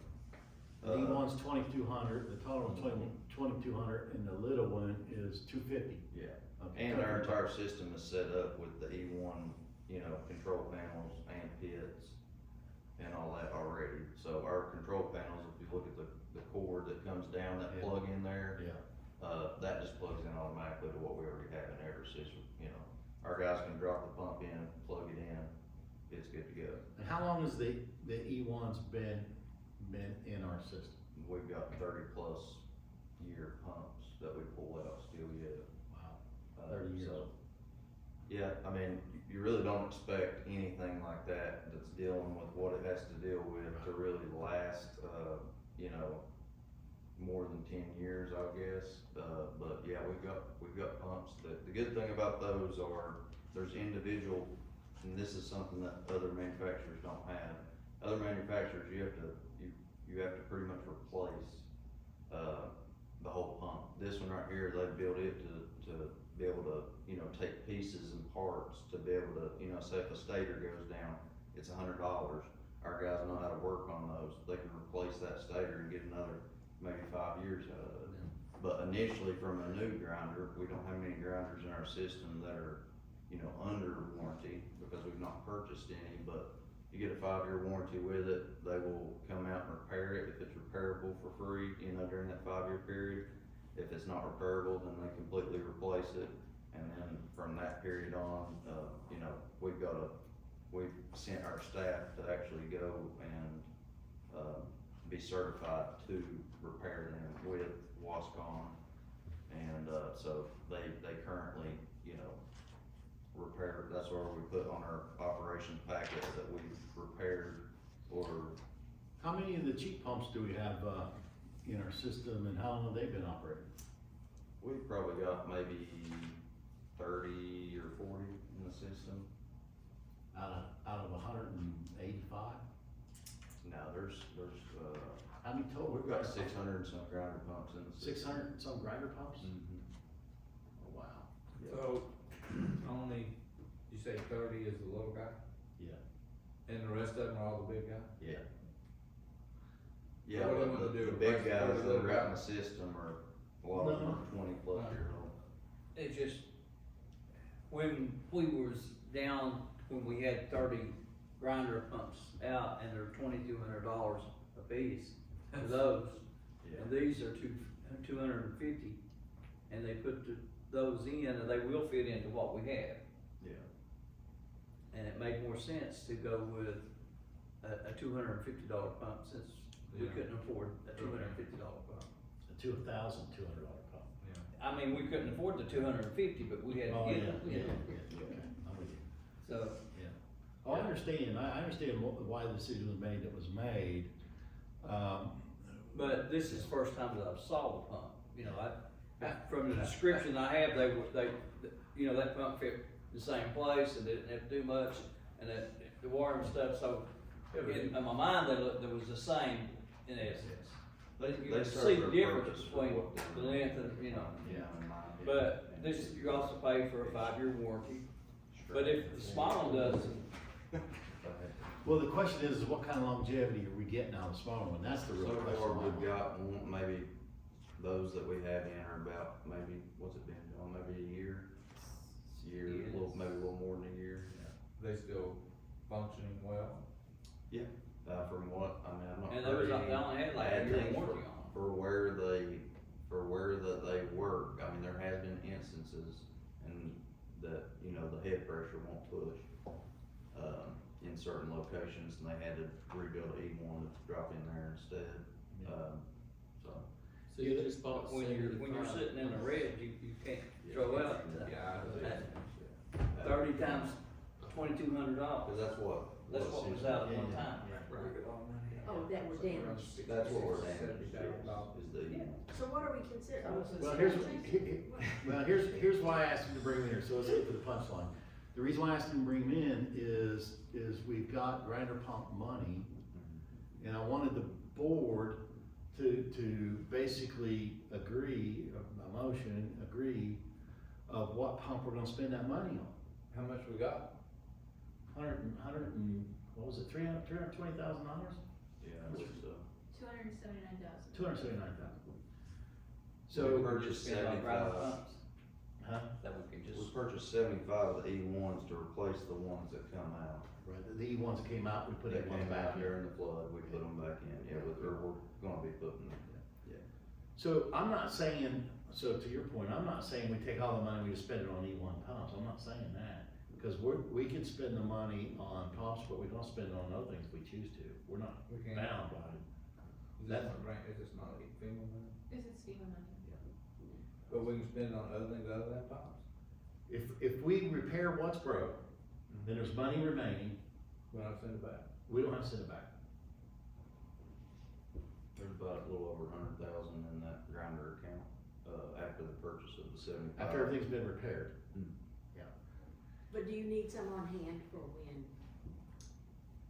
It's probably not a bad idea. It's, Yeah. you absolutely need some on hand, and that's why I wanted to bring the pumps, because I'd like for the board to approve us buying E1s to have on hand, so that when they break, we put back in kind. Sure. So ideally, how many would you like to have in inventory, in inventory? Right now, we've got 75, I've not looked at, you know, right now, I think we've got 4 out, but, you know, it's on average, it's not We go through 50 a year? probably. we yeah, haven't, we but haven't been don't having purchase- as much trouble with our pumps being out, because right now we've got a crew that repair them. Yeah, the rebuilding part of and it rebuild is them, a but big we do factor that. in that. Before, they were sending them out and having Wascon repair some of them before we sent them to training. You know, we've got kind of an inventory of parts that fit all these, and they're interchangeable between the new ones and the old ones. And, you know, it's a fraction of the cost for our people to repair them. That's probably the number one pump that's So, out there. if you repair So, That's what every district got. And That's what the. the owner of Wascom, I did have his phone number on my phone, and I'm sure he'll still probably answer for me. We was in a bad situation here when I first got on board, and I actually called Wascom, we couldn't get parts, they wouldn't pay, we owed them a lot of money. And, I made a deal with him, and now we're back where we need to be. How many do you need? We've got 75 right now, that'll go a long way, but I wouldn't argue with another 15 or 20 of them, just to, you know. Yeah, what, I think it just helps us out in the future to have, you know, grinder pumps to go back in, and then that gives us time to repair the ones that come out and have them sitting ready to go to. So, if you bought 20 of them, talk about $45,000, Mhm. and how much is in that fund? There's about 111, I think, left Okay. after, What could we do with the other? there's 111 left after the I purchase mean, I of the know there's all 75. kinds of things we do that. Yeah, Yeah, so so- we wanted to do some with the Toad Valley. Right, Which so- is necessary. so the next board meeting, they're gonna come to the board meeting and they're gonna lay out a plan for, AWR's gonna lay out a plan for remaining funds, what their recommendations are. I just wanted the board to see, here are the See the pumps, difference. see the difference. And so when we talk, E1s, we know what we're talking about. And for me, I just say E1s and I just say the cheaper version. That's the way I refer to it, cause when I look at that little guy there, Yeah. you know, I'll be honest with you, looking at that pump, if it makes it 3 years, I'll be shocked. Well, but the thing about it is, this is guaranteed for 5 years. Here's that 1 year. Yeah. But they've been in for a year and a half now. Yeah, so they go and So they could, So they there again, could. there again, if you had. But you're looking at $250. I get it. So if they last 3 years at $250, that only lasts 5 years, But that'll last 30 years. not necessarily. So, if you That's had to something. replace But it, some- if you had to replace it every year, in 5 years, you would've spent $1,250. Yeah, and that was the conversation that we had when we started using it. $2,250 for 5 years. But the pump does Yeah, not that was- perform the same. Well, I'm sure they don't perform, I mean, I can look at that, this won't do what that will. No, I'm no, Guys, Math can I'm math no that. grinder expert. no, I mean, I'm not either, but I can see the difference. Yeah, guys, we're good, so let's move on. All right, let's move on. So with that, because we're running out of time here. Yeah, no, we ran out of gas. It's So- snowing So outside. financials, we've already covered, right? It's snowing. I think Yeah. so, yes. Yes. New business, let's jump down, new business. Consider motion to approve utility board bylaw revisions, because that affects sanitation as well. Have a motion. Motion. Do I have a second? Second. All in favor? Aye. Uh, Discuss the outcome of financial workshop, we've already done that. Is there anything else, Colby, Kirk, we need to bring up? Okay. AWR discuss operator license, we've already done that. Okay, consider motion to be in close executive session, we need to do that? I'm good at my house. Okay. All right, any guest speakers? Only thing I forgot to mention earlier is the community strategic planning meeting on February 3rd at the Collier Center starts at 6 p.m. to 8 p.m. when it comes to that community event next week. So hope you can come out, come get some good food. This, the community meeting to share your voice, What day is it again? February 3rd February 3rd. at the Collier Center on the second floor, 6 to 8. Very good. And they have food. I will always have food. And I want you to make the most important motion of the night. I make the motion that we go in. Adjourn. We go home. So moved.